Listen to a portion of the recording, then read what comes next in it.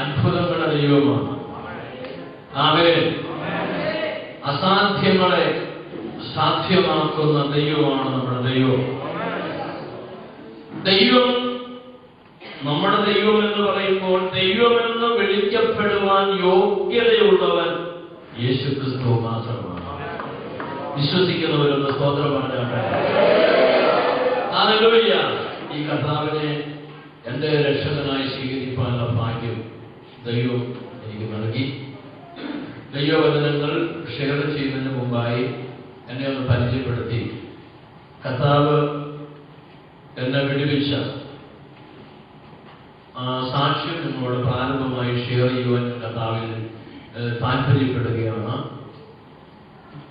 എനിക്ക് വളരെ സന്തോഷമുണ്ട് ഇന്ന് പകൽ നിങ്ങളോടൊപ്പം ആയിരിക്കുന്നത്. 94 യേശുവിനെ അറിയുവാനുള്ള ഭാഗ്യം എനിക്ക് ലഭിച്ചത്. 34 വർഷക്കാലം ഭൂമിയിൽ ജീവിച്ചു. യഥാർത്ഥ ദൈവത്തെ അറിയുവാൻ കഴിഞ്ഞില്ല. എന്നാൽ അതിനുശേഷം കർത്താവിനെ അറിയുവാനുള്ള ഭാഗ്യം ദൈവം എനിക്ക് നൽകി. ഞാൻ സന്തോഷവാനാണ്, ഭാഗ്യവാനാണ് എന്ന് പറയുമ്പോൾ കർത്താവ് പ്രാർത്ഥനകളിൽ ഇങ്ങനെ പഠിപ്പിക്കുമ്പോൾ ഇങ്ങനെ പറഞ്ഞു, നിങ്ങൾ ജാതികളെ പോലെ ജൽപ്പനം ചെയ്യരുത്. അപ്പോൾ ജാതികൾ പ്രാർത്ഥിക്കുകയാണെന്ന് പറയാൻ ഒക്കത്തില്ല. ജാതികൾ ജൽപ്പനം ചെയ്യുന്നവരാണ്. പ്രാർത്ഥിക്കുവാൻ കഴിയുന്ന ഒരേ ഒരു ജനത ദൈവത്തിന്റെ മക്കൾ മാത്രമാണ്. മനസ്സിലാകുന്നുണ്ടല്ലോ? സ്തോത്രം. ആ പ്രാർത്ഥന എങ്ങനെയെന്ന് ദൈവം യേശു പഠിപ്പിച്ചു. സ്വർഗസ്ഥനായ ഞങ്ങളുടെ പിതാവേ, അതാ പ്രാർത്ഥനയുടെ ആരംഭം. ആ പ്രാർത്ഥനയെ കുറിച്ച് പഠിപ്പിച്ചിട്ട് ജാതികളെ പോലെ നിങ്ങൾ ജൽപ്പനം ചെയ്യരുത് എന്ന് പറഞ്ഞിട്ട് ആ ഭാഗം അവസാനിപ്പിക്കുന്നത് ഇങ്ങനെയാണ്: നിങ്ങൾക്കൊരു പിതാവ് സ്വർഗത്തിൽ ഉണ്ട്. ഹല്ലേലൂയ. എനിക്ക് ഒത്തിരി സന്തോഷമുണ്ട്. നിങ്ങൾക്കുണ്ടോ എന്ന് എനിക്കറിയത്തില്ല. അതിന്റെ എനിക്ക് മനസ്സിലായ ഒരർത്ഥം, ജാതികളെ പോലെ നിങ്ങൾ ജൽപ്പനം ചെയ്യേണ്ടവരല്ല, നിങ്ങളുടെ പ്രാർത്ഥന കേൾക്കുന്ന നിങ്ങളുടെ അപ്പച്ചൻ സ്വർഗത്തിലുണ്ടാണ്. ഹല്ലേലൂയ, ഹല്ലേലൂയ, സ്തോത്രം. രക്ഷിക്കപ്പെട്ട കൃപയിൽ വന്ന അനേകര് പരാതി പറയുന്നത് ഞാൻ കേട്ടിട്ടുണ്ട്. ഞാൻ രക്ഷയിലേക്ക് വന്നപ്പോൾ എന്നെ സകലരും തള്ളിക്കളഞ്ഞു, ആരും എന്നെ മാനിക്കുന്നില്ലെന്ന്. എനിക്കും പരാതിയില്ല. സ്വർഗത്തിലെ അപ്പച്ചൻ എനിക്ക് വേണ്ടി വെളിപ്പെട്ട ദിവസം ഇന്നലെ ഞാൻ കർത്താവിന് സ്തോത്രം ചെയ്യുകയാണ്. Hallelujah, price the Lord. ഒന്നുകൂടി എന്റെ ഭാഷയിൽ പറഞ്ഞാൽ, വൈക്കത്തും കോട്ടയത്തുമൊക്കെ നമ്മുടെ ബസ് സ്റ്റാൻഡുകളിലെല്ലാം വന്ന് വിളിക്കുമ്പോൾ ചില ആളുകൾ വന്ന് എന്റെ ശബ്ദയിൽ ചില പിള്ളേരെ വന്നപ്പോൾ ഇങ്ങനെ വിളിച്ചിട്ട് പറഞ്ഞു, അപ്പച്ച വല്ലതും തരണേ, വല്ലതും തരണേ. ഇവിടെ കൊടുക്കും. പോകത്തിൽ പൈസ ഇട്ടിട്ട് 50 രൂപയോ 2 രൂപയോ കൊടുക്കും. 5 രൂപ കൊടുക്കാനുള്ള മനസ്സ് നമുക്കില്ല. അപ്പോ ഉള്ളതിൽ ഏറ്റവും ചെറുതേ കൊടുക്കാൻ പറ്റത്തുള്ളൂ. വല്ലതും തരണം അവന്റെ ചോദ്യം. എന്നാൽ വല്ലതും തരണേ എന്ന് ചോദിക്കുന്ന ആ ചോദ്യത്തിൽ നിൽക്കുന്ന നിന്നിരുന്ന മണ്ഡലത്തിൽ 34 വർഷം ഞാൻ അങ്ങനായിരുന്നു. എന്നാൽ ഇപ്പോൾ എനിക്ക് ഒരു സത്യം വെളിപ്പെട്ട് കിട്ടി. സ്വർഗസ്ഥനായ പിതാവേ എന്ന് വിളിച്ച് എന്റെ ആവശ്യങ്ങൾ അറിയുവാൻ പറ്റിയ ഒരു അപ്പനെ. സന്തോഷമുണ്ടോ നിങ്ങൾക്ക്? ഹല്ലേലൂയ. ഇനി അപ്പോസ്തലനായ പൗലോസ് ഈ ദൈവത്തെ കണ്ടുമുട്ടിയപ്പോൾ താൻ എഫേസ്യലേഖനത്തിൽ എഴുതുകയാണ്, ഫിലിപ്പി ലേഖനത്തിൽ എഴുതുകയാണ്, നിങ്ങളുടെ ആവശ്യങ്ങൾ സ്തോത്രത്തോടുകൂടി അറിയിക്കുകയത്രേ വേണ്ടത്. സകല ബുദ്ധിയെയും കവിയുന്ന ദൈവത്തിന്റെ സമാധാനം നിങ്ങളുടെ ഹൃദയങ്ങളെ, നിലവുകളെ കാക്കും. എന്നോട് ചെന്ന് ചോദിച്ചു, നിങ്ങളുടെ ആവശ്യം സ്തോത്രത്തോടുകൂടി അറിയിച്ചാൽ തരാമെന്ന് പറഞ്ഞിരുന്ന ഞങ്ങൾക്കൊരു സുഖം ഉണ്ടായേനെ. അങ്ങനല്ലല്ലോ പറഞ്ഞിരിക്കുന്നത്. നിങ്ങളുടെ ആവശ്യങ്ങൾ സ്തോത്രത്തോടെ അറിയിക്കുക എത്ര വേണ്ടത്. സകല ബുദ്ധിയെ കഴിയുന്ന ദൈവസമാധാനം പകരുമല്ലേ പറഞ്ഞേ. ഞാൻ അവരോടൊരു ഉദാഹരണം പറഞ്ഞത് നിങ്ങളോട് പറയാം. ദൈവസന്നിധിയിൽ പ്രാർത്ഥിക്കുന്ന ദൈവവേദൻ ജൽപ്പനം ചെയ്യുന്നവരല്ല, ആവശ്യങ്ങൾ ദൈവത്തോട് അറിയിക്കാം. അപ്പോൾ ദൈവികമായ സമാധാനം നമ്മുടെ ഹൃദയങ്ങളിൽ നിലവുകളിൽ പകരുമെന്നാണ് ദൈവവചനം. ഇതുകൊണ്ട് നമ്മുടെ കാര്യം സാധ്യമാകുമോ? എന്റെ ഒരു അനുഭവം നിന്നോട് പറഞ്ഞാൽ നിങ്ങൾക്ക് ആ കാര്യം പിടികിട്ടുമെന്ന് ഞാൻ വിശ്വസിക്കുകയാണ്. ഇവിടെയുള്ള കർത്താവിന്റെ ദാസൻ മധുപാസൻ എന്റെ കുടുംബത്തെ അറിയാം. ഇവിടെയുള്ള പ്രിയ സഹോദരിമാർക്ക് എന്നെ അറിയാം. എന്റെ ഇളയ മോള് 2ാം ക്ലാസ്സിൽ പഠിക്കുകയാണ്. 6 വയസ്സ് കഴിഞ്ഞു എന്റെ മോൾക്ക്. കഴിഞ്ഞ ദിവസം എന്റെ മോള് സ്കൂളിൽ നിന്ന് 4 മണി കഴിഞ്ഞപ്പോൾ ഓട്ടോയിൽ കൊണ്ടുവന്ന് അവിടെ ഇറക്കി. സാധാരണ ബാഗ് കൊണ്ട് വെച്ചിട്ട് പോയി കൈ കഴുകി കാപ്പി പിടിച്ചിട്ട് ട്യൂഷന് പോകും. അതിന് പകരം ബാഗ് അങ്ങോട്ട് കൊണ്ട് വെച്ച് ഓടി എന്റെ മോൾ എന്റെ അടുത്തേക്ക് വന്നിട്ട് എനിക്കൊരു ഉമ്മ തന്നു. ഒരു ഉമ്മ തന്നിട്ട് പറയാണ്, പപ്പായെ നാളെ രാവിലെ സ്കൂളിൽ ചെല്ലുമ്പോൾ 200 രൂപ ഫീസ് കൊടുക്കണമെന്ന് ടീച്ചർ എന്നോട് പറഞ്ഞു വിട്ടിരിക്കുന്നത് കൊണ്ട് രാവിലെ എന്റെ കയ്യിൽ 200 രൂപ തന്നുവിടണം. ഒറ്റ ശ്വാസത്തിൽ പറഞ്ഞു തീർന്നു കഴിയട്ടെ എന്റെ മകൾ ദീർഘശ്വാസം വിട്ട് അങ്ങോട്ട് പോയി ഭക്ഷണം കഴിച്ച് തിരിച്ചങ്ങോട്ട് പോയി.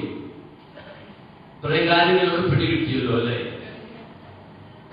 അപ്പൊ എന്റെ മകളുടെ ടെൻഷൻ, എന്റെ മോളിന്റെ ടെൻഷൻ, കെസിയാമ്മയുടെ ടെൻഷൻ എന്തായിരുന്നു അറിയാവോ?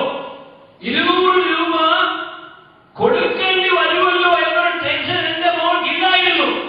എന്റെ മോളുടെ ആകെയുള്ള ടെൻഷൻ ടീച്ചർ പറഞ്ഞ കാര്യം വന്ന് തന്റെ പിതാവിനോട് പപ്പയോട് പറയുക എന്നൊരൊറ്റ ടെൻഷൻ എന്റെ മോൾക്കുണ്ടായിരുന്നുള്ളൂ. സ്വന്തം ഇത് വന്ന് എന്നോട് പറഞ്ഞു കഴിഞ്ഞപ്പോൾ എന്റെ ഡ്യൂട്ടിയിലല്ലോ പറഞ്ഞിട്ട് എന്റെ മോളുടെ ഹൃദയത്തിനകത്ത് സമാധാനം വെളിപ്പെടാനിടയായിരുന്നു. ഞാൻ ഓർപ്പിക്കുന്നു, ഇന്ന് പകൽ ജീവനുള്ള ദൈവമുണ്ടെന്നും സ്വർഗത്തിലുള്ള പിതാവുണ്ടെന്നും ഇല്ലായ്മ ഉള്ളതുപോലെ വിളിച്ചു വരുത്തിയ ദൈവം നമ്മുടെ ദൈവവും നമ്മുടെ പിതാവുമാണെന്ന് ഉറപ്പുള്ള ദൈവമല്ലേ. അങ്ങനെ ഉള്ളവർക്ക് ഭാരം പിടിക്കാൻ സാധ്യതകളുണ്ടോ? ടെൻഷൻ എടുക്കാൻ സാധ്യതകളുണ്ടോ? സകല ഭാരങ്ങളും യേശുവിന്റെ മേൽ ഇട്ടുകൊള്ളുമെന്ന് വചനം പറയുമ്പോൾ ആ പിതാവിനോട് കാര്യം അറിയിക്കുന്നവർക്ക് സമാധാനമുണ്ടാകും, സ്വസ്ഥതയുണ്ടാകും. സന്തോഷമുണ്ടായിരുന്നു. സ്വതന്ത്രം പറഞ്ഞു.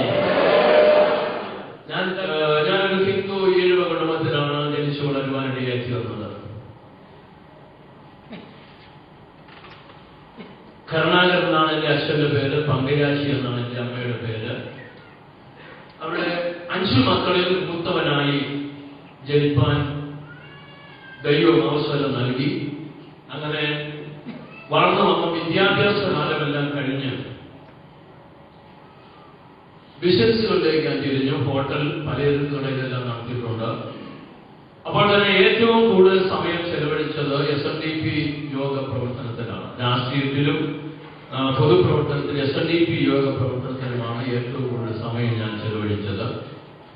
അക്കാലങ്ങളിൽ ഞാൻ പ്രസംഗിച്ചിട്ടുണ്ട്, ഒരു ജാതി, ഒരു മതം, ഒരു ദൈവം, മനുഷ്യന്. പ്രസംഗം ശരിയാണെങ്കിലും എന്റെ ജീവിതത്തിൽ അത് സംഭവിച്ചിട്ടില്ല, സത്യമായിട്ടത് സംഭവിച്ചിട്ടില്ല. എന്നാൽ ഇന്ന് പകൽ ധൈര്യത്തോടെ ഞാൻ പറയുകയാണ്, ഞാൻ അന്ന് പ്രസംഗിച്ച പ്രസംഗങ്ങൾ മുഴുവനും എന്റെ ജീവിതത്തിൽ നടപ്പിലാക്കാൻ കഴിഞ്ഞത് യേശു എന്റെ ഹൃദയത്തിൽ വന്നപ്പോഴാണ്. ഹല്ലേലൂയ. കാരണം ഒരു ജാതി, ഒരു മതം, ഒരു ദൈവം, മനുഷ്യന്, ഇത് സത്യമായ ഒരു തത്വമാണ്. പക്ഷേ നടപ്പിലാക്കുവാൻ ലോകത്തിന് ആർക്കും കഴിഞ്ഞിട്ടില്ല. ഇന്നത് പറയുന്നവർക്ക് ആർക്കും പറ്റുന്നില്ല. എന്നാൽ കർത്താവ് എന്റെ ജീവിതത്തിൽ വന്നപ്പോൾ ഏക സത്യ ദൈവത്തെ ആരാധിപ്പാൻ ദൈവം എനിക്ക് ഭാഗ്യം നൽകി. വചനത്തിൽ പറയുന്നത് പോലെ അപ്പാ പിതാവെ എന്ന് വിളിക്കുന്ന സ്വപുത്രന്റെ ആത്മാവിനാൽ ദൈവം എന്നെ നിറയ്ക്കുവാനിടയായിരുന്നു. ഹല്ലേലൂയ. അതുകൊണ്ടാണ് ഞാൻ മുമ്പ് പറഞ്ഞത്, വഴിയരികിൽ വല്ലതും തരണേ അപ്പച്ച എന്ന് വിളിക്കുന്ന പൊസിഷനിൽ നിന്ന് എന്നെ അപ്പ പിതാവിനെ വിളിക്കാനുള്ള പദവിയിലേക്ക് സ്വർഗം കൊണ്ടുവന്ന ഓർത്ത് ഇന്ന് ഞാൻ എന്റെ കർത്താവിനെ സ്തോത്രം ചെയ്യുക. സന്തോഷമുള്ളവരെല്ലാം കർത്താവിനെ സ്തോത്രം ചെയ്യുക. ഹല്ലേലൂയ. സ്തുതിക്കുന്നു. സ്തോത്രം. ഈ പദവി അനുഭവിക്കുന്നവരുടെ മുഖം കണ്ടാൽ തിരിച്ചറിയണം. ഹല്ലേലൂയ. നന്ദിയോടെ കർത്താവിനെ സ്തുതിക്കുകയാണ്. ദൈവം എന്നെ വിടുവിച്ചതോർത്ത് ഞാൻ സ്തോത്രം ചെയ്യുന്നു. വീണ്ടും അങ്ങയെ പ്രസംഗിച്ചിട്ടുണ്ട്. ജാതിഭേദം മതദ്വേഷം ഏതുമില്ലാതെ സർവ്വരും സോദരത്തിന് വാഴുന്ന മാതൃകാസ്ഥാനമാണിത്. കേട്ടിട്ടുണ്ടോ നിങ്ങൾ? കേൾക്കാൻ നല്ലതാണ്, സംഭവിച്ചിട്ടില്ല. അത് എഴുതി വെച്ചിട്ട് ഒരിടത്തും. അപ്പൊ ജാതിഭേദം മതദ്വേഷം ഏതുമില്ലാതെ സർവ്വരും സോദരത്തിന് വാഴുന്ന മാതൃകാസ്ഥാനമാണിത് എന്ന് പറഞ്ഞവരും എഴുതി വെച്ചവരുമൊക്കെ അവിടെ നിൽക്കുമ്പോൾ ഹല്ലേലൂയ, ഈ അനുഭവത്തിലേക്ക് വരുവാൻ സ്വർഗത്തിലെ ദൈവം നമുക്കാണ് കൃപ നൽകിയത്. ഇന്ന് നമുക്ക് ധൈര്യമായി പറയാൻ കഴിയും, ജാതി മത ഭേദ വ്യത്യാസമെന്നെ ഒരൊറ്റ അപ്പന്റെ മക്കളെ പോലെ ഒരുമിച്ച് നിന്ന് സർവശക്തനായ കർത്താവിനെ ആരാധിക്കാൻ ഭാഗ്യം കിട്ടിയവർ നമ്മളല്ലേ പ്രിയരേ? ഹല്ലേലൂയ. അങ്ങനെയാണ് കർത്താവിനെ സ്തുതിക്കുകയാണ്. ഞാൻ പൗലോസ് പറയുന്നത് പോലെ നിങ്ങളൊക്കെ ഒന്ന് ശ്രദ്ധിക്കണം. ഞാൻ ജഡപ്രകാരം ആരെയും അറിയുന്നില്ല, ജഡപ്രകാരം ആരെയും അറിയുന്നില്ല, യേശുവിനെ പോലും എന്ന് പറഞ്ഞാൽ മാനുഷികമായ നിലയിൽ എന്റെ അപ്പന്റെ അല്ലെങ്കിൽ കരുണാകരന്റെ മകനായി ജനിച്ച ബാബു എന്ന നിലയിൽ ഞാൻ നിങ്ങളെ ആരെ അറിയുന്നില്ല. എന്നാൽ ഞാൻ നിങ്ങളെ അറിയുന്നത് ഞാൻ യേശുവിൽ നിന്ന് ജനിച്ചതുപോലെ നിങ്ങളും യേശുവിൽ നിന്ന് ജനിച്ചതുകൊണ്ട് നമ്മൾ ഒരപ്പന്റെ മക്കളായി മാറിയതുകൊണ്ടാണ് അറിവിലിരിക്കുന്നത്. എത്ര സന്തോഷമുണ്ട് പ്രിയരെ! ഈ അനുഭവത്തിരിക്കുന്നവർക്ക് പറയാൻ കഴിയത്തുള്ളൂ, ജാതിഭേദം മതദ്വേഷം ഏതുമില്ലാതെ സർവ്വരും സോദരത്തിന് വാഴുന്ന മാതൃകാസ്ഥാനമാണിത്. നമ്മുടെ ആരാധനാ സ്ഥലം അങ്ങനെയായി മാറ്റിയിട്ടുണ്ട്. സന്തോഷമുണ്ട്. സ്വതന്ത്രം പറഞ്ഞാണ്. ഞാൻ വിവിധമായ കാര്യങ്ങൾ പറയാറുണ്ട്. സമയം വളരെ ചുരുക്കമായതുകൊണ്ട് ഞാൻ പറയട്ടെ. അന്നത്തെ പ്രസംഗങ്ങൾ മുഴുവനും യേശുവിന്റെ ഹൃദയത്തിൽ വന്നപ്പോൾ യാഥാർത്ഥ്യമായി മാറുവാനിടയായി തീർന്നു. ഞാൻ ഓർമ്മിച്ചു വന്നത് 94 കർത്താവിനെ അറിയുവാൻ ദൈവം എനിക്ക് കൃപ നൽകി, ദൈവം എനിക്ക് അവസരം നൽകിയത്. വളരെ ചുരുക്കി ഞാൻ പറഞ്ഞാൽ, കുടുംബ വീട്ടിൽ നിന്നും തൊട്ടടുത്ത് തന്നെ ഒരു ചെറിയ വീട് ഞാൻ ശരിയാക്കി. ഞാനും എൻ്റെ ഭാര്യയും ഒരു കുഞ്ഞും കൂടി താമസം മാറി. ഞാൻ ബിസിനസ്സിലേക്കും അല്ലെങ്കിൽ പൊതുപ്രവർത്തനത്തിലേക്കൊക്കെ പോയി ഇവിടെ യോഗങ്ങൾക്കൊക്കെ പോയി വൈകി വളരെ രാത്രി 1 മണി 2 മണിയൊക്കെ ആയി തിരിച്ചു വീട്ടിലെത്തുന്ന സമയങ്ങളുണ്ട്. അങ്ങനെ വൈകി വീട്ടിലെത്തുന്നത് കൊണ്ട് എൻ്റെ ഭാര്യയും കുഞ്ഞും മാത്രം വീട്ടിലുള്ളത് കൊണ്ട് എൻ്റെ അച്ഛൻ്റെ പെങ്ങൾ, ഞാൻ അപ്പച്ചി എന്ന് വിളിക്കും, കൂട്ടിനായിട്ട് എൻ്റെ വീട്ടിൽ കൊണ്ടുവന്ന് താമസിപ്പിച്ചിരുന്നു. അങ്ങനെ എൻ്റെ വൈഫും കുഞ്ഞും കൂടെ അപ്പച്ചിയും കൂടി ഉള്ള ആ സാഹചര്യത്തിൽ 94 ഫെബ്രുവരി മാസം 5-ാം തീയതി രാവിലെ ഞാൻ എഴുന്നേറ്റ് എൻ്റെ നാനാടത്തുള്ള ഹോട്ടലിലേക്ക് കടന്നുപോയി. ഒരു 5:30 മണി കഴിഞ്ഞപ്പോൾ ഞാൻ വീട്ടിൽ നിന്ന് പോന്നു. ഒരു 6 മണി കഴിഞ്ഞ് 6:15 ആകുന്ന സമയത്ത് ഹോട്ടലിലെത്തി. അല്പ സമയം കഴിഞ്ഞപ്പോൾ വീട്ടിൽ നിന്ന് വിളിച്ചു പറഞ്ഞു, എൻ്റെ അപ്പച്ചി മരിച്ചിരിക്കുന്നു, പെട്ടെന്ന് വീട്ടിലേക്ക് വരണം. ഞാൻ വേഗം തന്നെ വീട്ടിലെത്തി. 55 വയസ്സിനടുത്ത് അപ്പച്ചിക്ക് വളരെ പ്രായമുണ്ടായിരുന്നത് കൊണ്ട് വാർദ്ധക്യ സഹജമായി മരിച്ചു എന്ന് എല്ലാവരും ചിന്തിച്ചു. എന്ന് പറഞ്ഞാൽ, ഞാൻ എഴുന്നേറ്റ് രാവിലെ പോയതിനു ശേഷം കുറെ കഴിഞ്ഞിട്ട് എൻ്റെ വൈഫ് കടുങ്കാപ്പി കൊണ്ടുപോയി കൊടുക്കാൻ വിളിക്കുമ്പോഴാണ് അറിയുന്നത് ഉറങ്ങിക്കിടക്കുന്ന എൻ്റെ അപ്പച്ചി മരിച്ചിരിക്കുന്നു. ആളുകളെല്ലാം കൂടി വന്നു. വളരെ ചുരുക്കിയാൽ പറഞ്ഞ് അവസാനിപ്പിക്കാൻ വേണ്ടിയാണ് കൂടി വന്നു. സംസ്കാര ചടങ്ങുകളുടെ ക്രമീകരണം ചെയ്തു. ഹിന്ദു ആചാരപ്രകാരം കാര്യങ്ങളെല്ലാം ക്രമീകരിച്ച് ശവസംസ്കാര ചടങ്ങുകൾ നടത്തി. വീണ്ടും അന്നത്തെ കർമ്മങ്ങളുണ്ട്. 16-ാം ദിവസം പുലമോചനം, അടിയന്തരം ഇതെല്ലാം നടത്തി കാര്യങ്ങൾ അവസാനിപ്പിച്ച് വീണ്ടും ഞങ്ങളുടെ ജീവിതത്തിലേക്ക് മുന്നോട്ട് പോകാൻ തുടങ്ങി. ഫെബ്രുവരി മാസം 5-ാം തീയതി അപ്പച്ചിയുടെ മരണം കഴിഞ്ഞിട്ട് ചില ദിവസങ്ങൾ കൂടി മുന്നോട്ട് കടന്നുപോയി. ഫെബ്രുവരിയുടെ ലാസ്റ്റ് ദിവസം 28-ാം തീയതി, അതായത് അപ്പച്ചിയുടെ മരണം കഴിഞ്ഞിട്ട് 23-ാമത്തെ ദിവസം, ഞാൻ വീട്ടിൽ ഉറക്കത്തിലായിരിക്കുന്ന സമയത്തിൽ പ്രഭാതത്തിൽ ഒരു 5:30 മണിയാകുന്ന സമയത്ത് എന്റെ വീട്ടിൽ വന്ന ചിലർ എന്നെ വിളിച്ചു.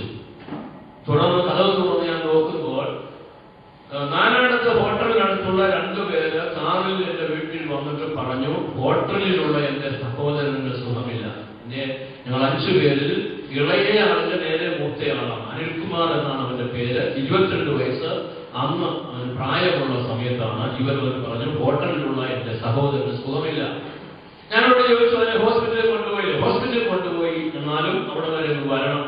പെട്ടെന്ന് രാവിലെ ഞാൻ എഴുന്നേറ്റ് ഡ്രസ് ചെയ്ത് ഇവരുടെ കൂടെ വണ്ടിയിൽ കയറി നാരായണത്തേക്ക് പുറപ്പെട്ട് നാരായണത്തുള്ള എന്റെ ഹോട്ടലിന്റെ മുമ്പിൽ കൊണ്ടുവന്ന് വണ്ടി നിർത്തുമ്പോൾ ഒരു 400-ലധികം ആളുകൾ വിവിധ ഇടങ്ങളിൽ ഇങ്ങനെ കൂടി നിൽപ്പുണ്ട്. എന്താണ് അവിടെ സംഭവിച്ചതെന്ന് എനിക്ക് അറിയാൻ കഴിയാത്ത വളരെ ഭാരം എനിക്ക് തോന്നി. വണ്ടിയുടെ ഡോറ് തുറന്ന് ഇറങ്ങി വന്നെങ്കിലും ഇത്രയും ആരോഗ്യമൊക്കെ എനിക്കുണ്ടെങ്കിലും അവിടുത്തെ ആളുകളുടെ പെരുപ്പം നിമിത്തം എന്താണെന്നുള്ള ആ വൈഷ്യം നിമിത്തം എന്റെ കൈകാലുകൾ നിറയ്ക്കാൻ തുടങ്ങി. ഒരാളെ പിടിച്ചാണ് കടയിലേക്ക് നടത്തിയെന്ന് കൊണ്ടുപോയി. അകത്തെ മുറിയിലേക്ക് പ്രവേശിച്ച് നോക്കിയിട്ട് മാത്രം എനിക്ക് ഓർമ്മയുണ്ട്. നിലവിളിക്കുവാൻ വായി തുറന്നെങ്കിലും ശബ്ദം പുറത്തു വരുന്നതിന് മുമ്പ് എന്റെ ബോധം നഷ്ടപ്പെട്ട് ഞാൻ നിലത്ത് വീണു. എന്നെ കേൾക്കുന്ന പ്രിയരെ, ഞാൻ ചെന്നപ്പോൾ കാണുന്ന കാഴ്ച 22 വയസ്സ് പ്രായമുള്ള എന്റെ സഹോദരൻ മരിച്ച് കമന്ന് കിടക്കുന്ന കാഴ്ചയാണ് ടേബിളിൽ എനിക്കത് കാണുവാൻ കഴിഞ്ഞത്. അപ്പച്ചിയുടെ മരണം കഴിഞ്ഞിട്ട് 23-ാമത്തെ ദിവസം 22 വയസ്സ് പ്രായമുള്ള എന്റെ സഹോദരൻ നഷ്ടമായി തീർന്നു. ഒന്നുകൂടി ഞാൻ എടുത്തു പറഞ്ഞാൽ 14 വർഷം അലയ്ക്കുപോയ പാരമ്പര്യം അന്ന് എനിക്ക് പറയാനുണ്ട്. എല്ലാ വർഷവും ശിവഗിരി തീർത്ഥാടനത്തിന് ഞാൻ പോകുക മാത്രമല്ല, എന്റെ ദേശത്തുള്ള ആളുകളെ കൊണ്ടുപോകുന്ന കൂട്ടത്തിലായിരുന്നു ഞാൻ. ഇനി എന്റെ ജീവിതം പരിശോധിച്ചാൽ വൈക്കത്തും എന്റെ നാട്ടിലുമായിട്ട് ഒരു 500-ൽ താഴെയുള്ള കുടുംബ കേസുകളും വഴക്കുകളും പറഞ്ഞു തീർക്കാൻ ഞാൻ പോയിട്ടുണ്ട്. വെറുതെ പറയില്ല, നിങ്ങൾക്ക് അന്വേഷിക്കാം. എന്റെ അമ്മാവന്റെ കേസ് പോലും ഞാൻ പറഞ്ഞു തീർത്തിട്ടുണ്ട് അന്ന് SNDPയുടെ യൂണിയനിൽ വെച്ച്. ഞാൻ പറഞ്ഞതിന്റെ സാരം, ഒത്തിരി നല്ല കാര്യങ്ങൾ ചെയ്ത് രാവും പകലുമില്ലാതെ ഓടി നടന്നിട്ട് വലിയ സേവനങ്ങൾ ചെയ്ത് അന്നത്തെ നിലയിൽ ഭക്തനായിട്ട് 14 വർഷം അലയ്ക്കുപോയ പാരമ്പര്യമുള്ള എല്ലാ 1-ാം തീയതി ഗുരുവായൂർ പോകുന്ന സമയം കിട്ടുമ്പോഴെല്ലാം വൈക്കത്തപ്പനെ പോയി ആരാധിക്കുന്ന സ്വഭാവമുള്ള എന്റെ ജീവിതത്തിൽ എന്റെ വീട്ടിൽ ഒരു മരണം കഴിഞ്ഞ് അതിന്റെ സ്വസ്ഥത ഉണ്ടാകുന്നതിന് മുമ്പ് എന്റെ പ്രിയ സഹോദരൻ 22 വയസ്സുള്ളവൻ നഷ്ടപ്പെടുവാനിടയായി തീർന്നു. ഞാൻ ക്ഷീണിതനായി, എന്റെ സഹോദരങ്ങൾ ക്ഷീണിച്ചു, എന്റെ അച്ഛനും അമ്മയും എല്ലാവരും മാറത്തൊടിച്ച് നിലവിളിക്കുവാൻ തുടങ്ങി. വളരെ വൈഷമ്യത്തിൽ ഞങ്ങൾ അകപ്പെട്ടു. ആളുകളെല്ലാം കൂടി വന്നു. എന്റെ അനുജന്റെ ശരീരം കോട്ടയം മെഡിക്കൽ കോളേജിൽ കൊണ്ടുപോയി പോസ്റ്റ്മോർട്ടം ചെയ്തു. അറ്റാക്ക് വന്നാണ് മരിച്ചതെന്നവർ പറഞ്ഞു. കൊണ്ടുവന്ന് സംസ്കാര ചടങ്ങുകൾ നടത്തി. അടുത്ത ദിവസം എന്റെ വീട്ടിലുള്ള വേണ്ടപ്പെട്ട ആളുകളെല്ലാം കൂടി വന്നു. അവർ പറഞ്ഞു, 2 മരണം 23 ദിവസത്തിൽ സംഭവിച്ചതുകൊണ്ട് എല്ലാവർക്കും ഭീതി, മരണഭീതി എല്ലാവരെയും ഭരിക്കുവാൻ തുടങ്ങി. ഒരു പറഞ്ഞു, പെട്ടെന്ന് പോയി പ്രശ്നം വെച്ച് നോക്കണം, എന്തുകൊണ്ടാണ് ഇങ്ങനെ മരണം നടക്കുന്നത്. വീട്ടിൽ വേണ്ടപ്പെട്ടവര് അടുത്തുള്ള പ്രശ്നം നോക്കുന്നയാളുടെ അടുത്ത് നിന്ന് പ്രശ്നം നോക്കി.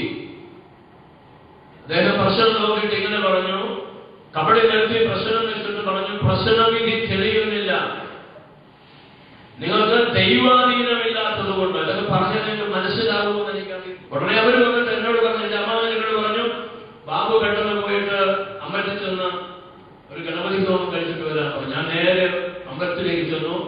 പൂജാരിയോട് പറഞ്ഞു, ഞങ്ങളുടെ കാര്യങ്ങളെല്ലാം അറിയാമല്ലോ, പെട്ടെന്ന് ഞങ്ങൾക്ക് വേണ്ടി ഒരു ഗണപതി ഹോമം കഴിക്കണം. പൂജാരി ഉടനെ എന്നെ മാറ്റി നിർത്തിട്ട് പറഞ്ഞു, പ്രിയ ബാബു, അറിയത്തില്ലയോ, മരണം നടന്നാൽ 16 ദിവസത്തേക്ക് പുലയുള്ളത് കൊണ്ട്, അറിയാവുന്നവർക്കെന്ന് എനിക്കറിയത്തില്ല, പുലയുള്ളത് കൊണ്ട് പുലമോചനം കഴിഞ്ഞാലേ അമ്പലത്തിൽ ഇത്തരം കാര്യങ്ങൾ ചെയ്യാൻ നിങ്ങൾക്ക് അർഹതയുള്ളൂ എന്ന് പറഞ്ഞാൽ 16 ദിവസം കഴിഞ്ഞാലേ ദൈവത്തോട് അടുത്ത് ചെല്ലാൻ വ്യവസ്ഥയുള്ളൂ, പ്രാർത്ഥിക്കണമെന്നാണ് പറഞ്ഞതിന്റെ അർത്ഥം. ഇത്രയും ഭക്തനായിരുന്ന എനിക്ക് ഒത്തിരി വിഷമം തോന്നിയാണ്. ഞാൻ ഇങ്ങനെ ചിന്തിച്ചു, ദൈവം ഇല്ലെന്ന് പറയുന്നു പോലും പ്രതിസന്ധിയുടെ നടുവിൽ ദൈവമേ വിളിക്കത്തില്ല, വിളിക്കും. എന്നാൽ ദൈവമേ വിളിച്ച് ശീലമുള്ള എനിക്ക് എന്റെ പ്രതിസന്ധിയുടെ ആപത്ഘട്ടത്തിൽ ഒന്ന് അടുത്ത് ചെല്ലുന്ന സമയത്ത് 16 ദിവസത്തേക്ക് മാറി നിൽക്കാൻ പറഞ്ഞത് സഹിക്കാൻ കഴിഞ്ഞില്ല. ഇന്ന് പകൽ ഞാൻ വിളിച്ചു പറയുന്ന ദൈവം, ഞാൻ പ്രസംഗിക്കുന്ന ദൈവം, എന്റെ രക്ഷകനായ കർത്താവായ യേശു അവധി പറഞ്ഞ് മാറ്റി നിർത്തുന്ന ദൈവമല്ല, മാറോട് ചേർത്ത് ആശ്വസിപ്പിക്കുന്ന അരുണനാഥനാണ്.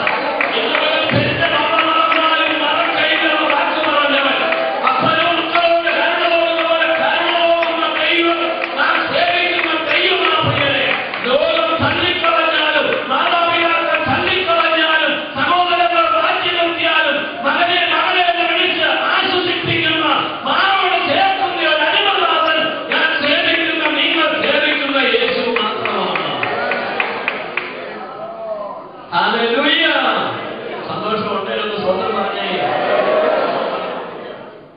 ഈ കർത്താവിനെ സേവിപ്പാൻ നമുക്ക് ഭാഗ്യം കിട്ടിയില്ലേ? 16 ദിവസം ഞങ്ങൾ കണ്ണു നീക്കി. 16 ദിവസം നിങ്ങൾ ഉദ്ദേശിക്കുന്നത് പോലെ അല്ല. ഇന്ന് ഞാൻ പറയുമ്പോഴത് തീരും. പക്ഷേ ഓരോ രാത്രികളും ഞങ്ങൾക്ക് നീണ്ട കാലമായിരുന്നു. നീണ്ട കാലം രാത്രികളുടെ മണിക്കൂറുകൾ പോകത്തില്ലായിരുന്നു. വീട്ടില് ലൈറ്റ് അണങ്ങിയിട്ടില്ല രാത്രിയിൽ. എന്റെ സഹോദരന്മാർ, ഞാൻ നടുക്കിടക്കും. അപ്പുറം ഇപ്പുറം എന്റെ 2 സഹോദരന്മാരോട് കിടന്നു. ഒരുമിച്ച് താഴെ പായ് വിരിച്ചെന്ന് കിടന്നു.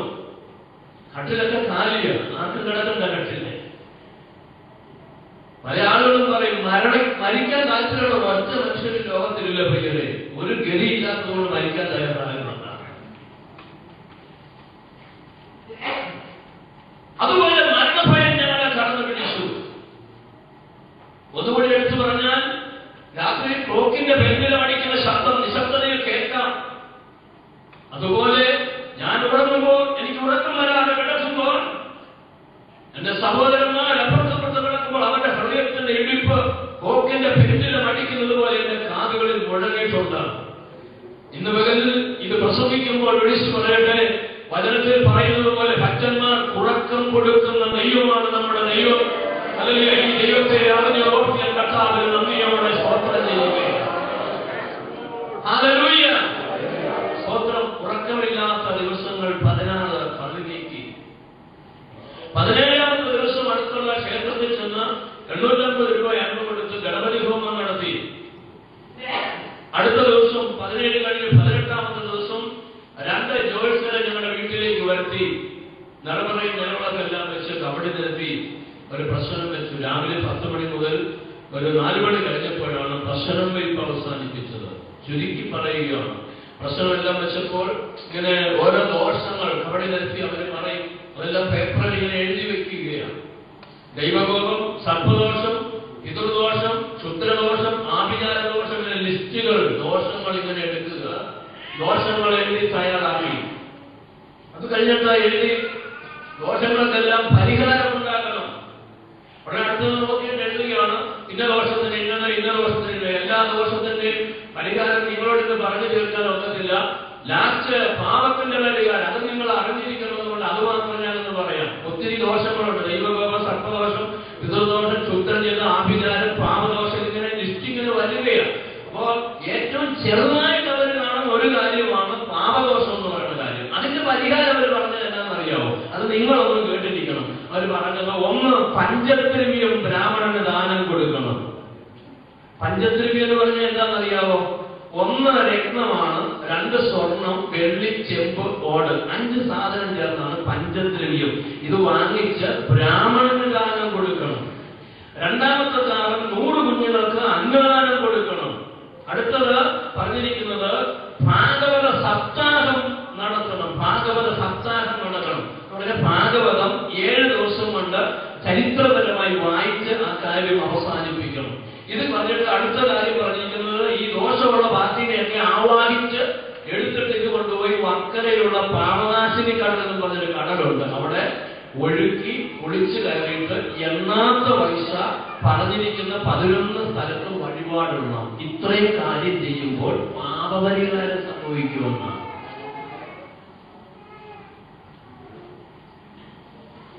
ഹല്ലേലൂയ. ചെയ്തതാ ഞങ്ങൾ. എറണാകുളത്ത് ഗിരിപ്പയുടെ കടയിൽ പോയി രത്നത്തിന്റെ കല്ലും വേറെ സ്വർണവും ചെമ്പും ഓടും പിച്ചളെല്ലാം വാങ്ങിച്ചു കൊണ്ടുവന്ന് വൈക്കത്തടുത്തുള്ള തൃപ്പക്കുളം ക്ഷേത്രത്തിലെ പൂജാരിക്ക് ദാനമായി കൊടുത്തു. 100-ലധികം കുഞ്ഞുങ്ങൾക്ക് അന്നദാനം കൊടുത്തു. ചേർത്തലയിൽ നിന്ന് ഭാഗവതം വായിക്കുന്ന ആളുകളെ വീട്ടിൽ വരുത്തി 3 ദിവസം കൊണ്ട് ഭാഗവതം വായിച്ച് സപ്താഹം നടത്തി. പ്രിയമുള്ളവരെ, 7 ദിവസം എന്റെ വീട്ടിൽ ഇതിനേക്കാൾ വലിയ ഓല കൊണ്ട് കെട്ടി തയ്യാറാക്കി 70 പറ പൂവാണ് നമ്മുടെ കർമ്മത്തിന് വേണ്ടി വന്നത്. ഇതൊക്കെ നിങ്ങൾ അറിഞ്ഞിരിക്കണം. രാവിലെ ഗണപതി ഹോമത്തിൽ തുടങ്ങി രാത്രി ഭഗവത്സേന അവസാനിക്കുമ്പോൾ 5 ഹോമം ഒരു ദിവസം ഞങ്ങളുടെ വീട്ടിൽ നടക്കും. അമ്പലത്തിൽ നടക്കുന്നതിനേക്കാൾ വലിയ പൂജകൾ കളവെല്ലാം വരച്ച്. ഇനി അന്ന് പൂജാരികൾക്ക് ഉടുക്കാൻ വേണ്ടി വാങ്ങിച്ച വസ്ത്രത്തിന് അന്ന് 7000 രൂപയായി. ഇത് പറയുന്നത് 94-ലെ കാര്യമാണ്.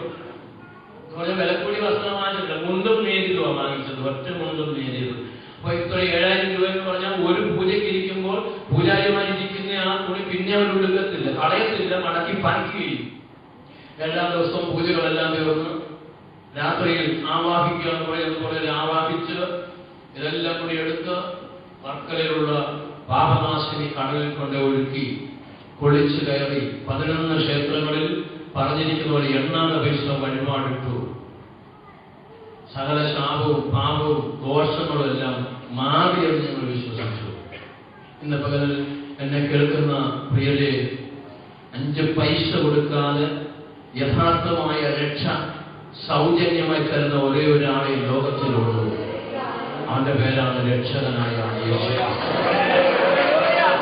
Hallelujah, hallelujah, hallelujah. ഇനി രക്ഷ ദൈവം സൗജന്യമായ കൊടുക്കുന്നത്, വിലയ്ക്കല്ല കൊടുക്കുന്നത്. കാരണം ഇതിന്റെ വില കർത്താവ് മുടക്കിയതാണ്.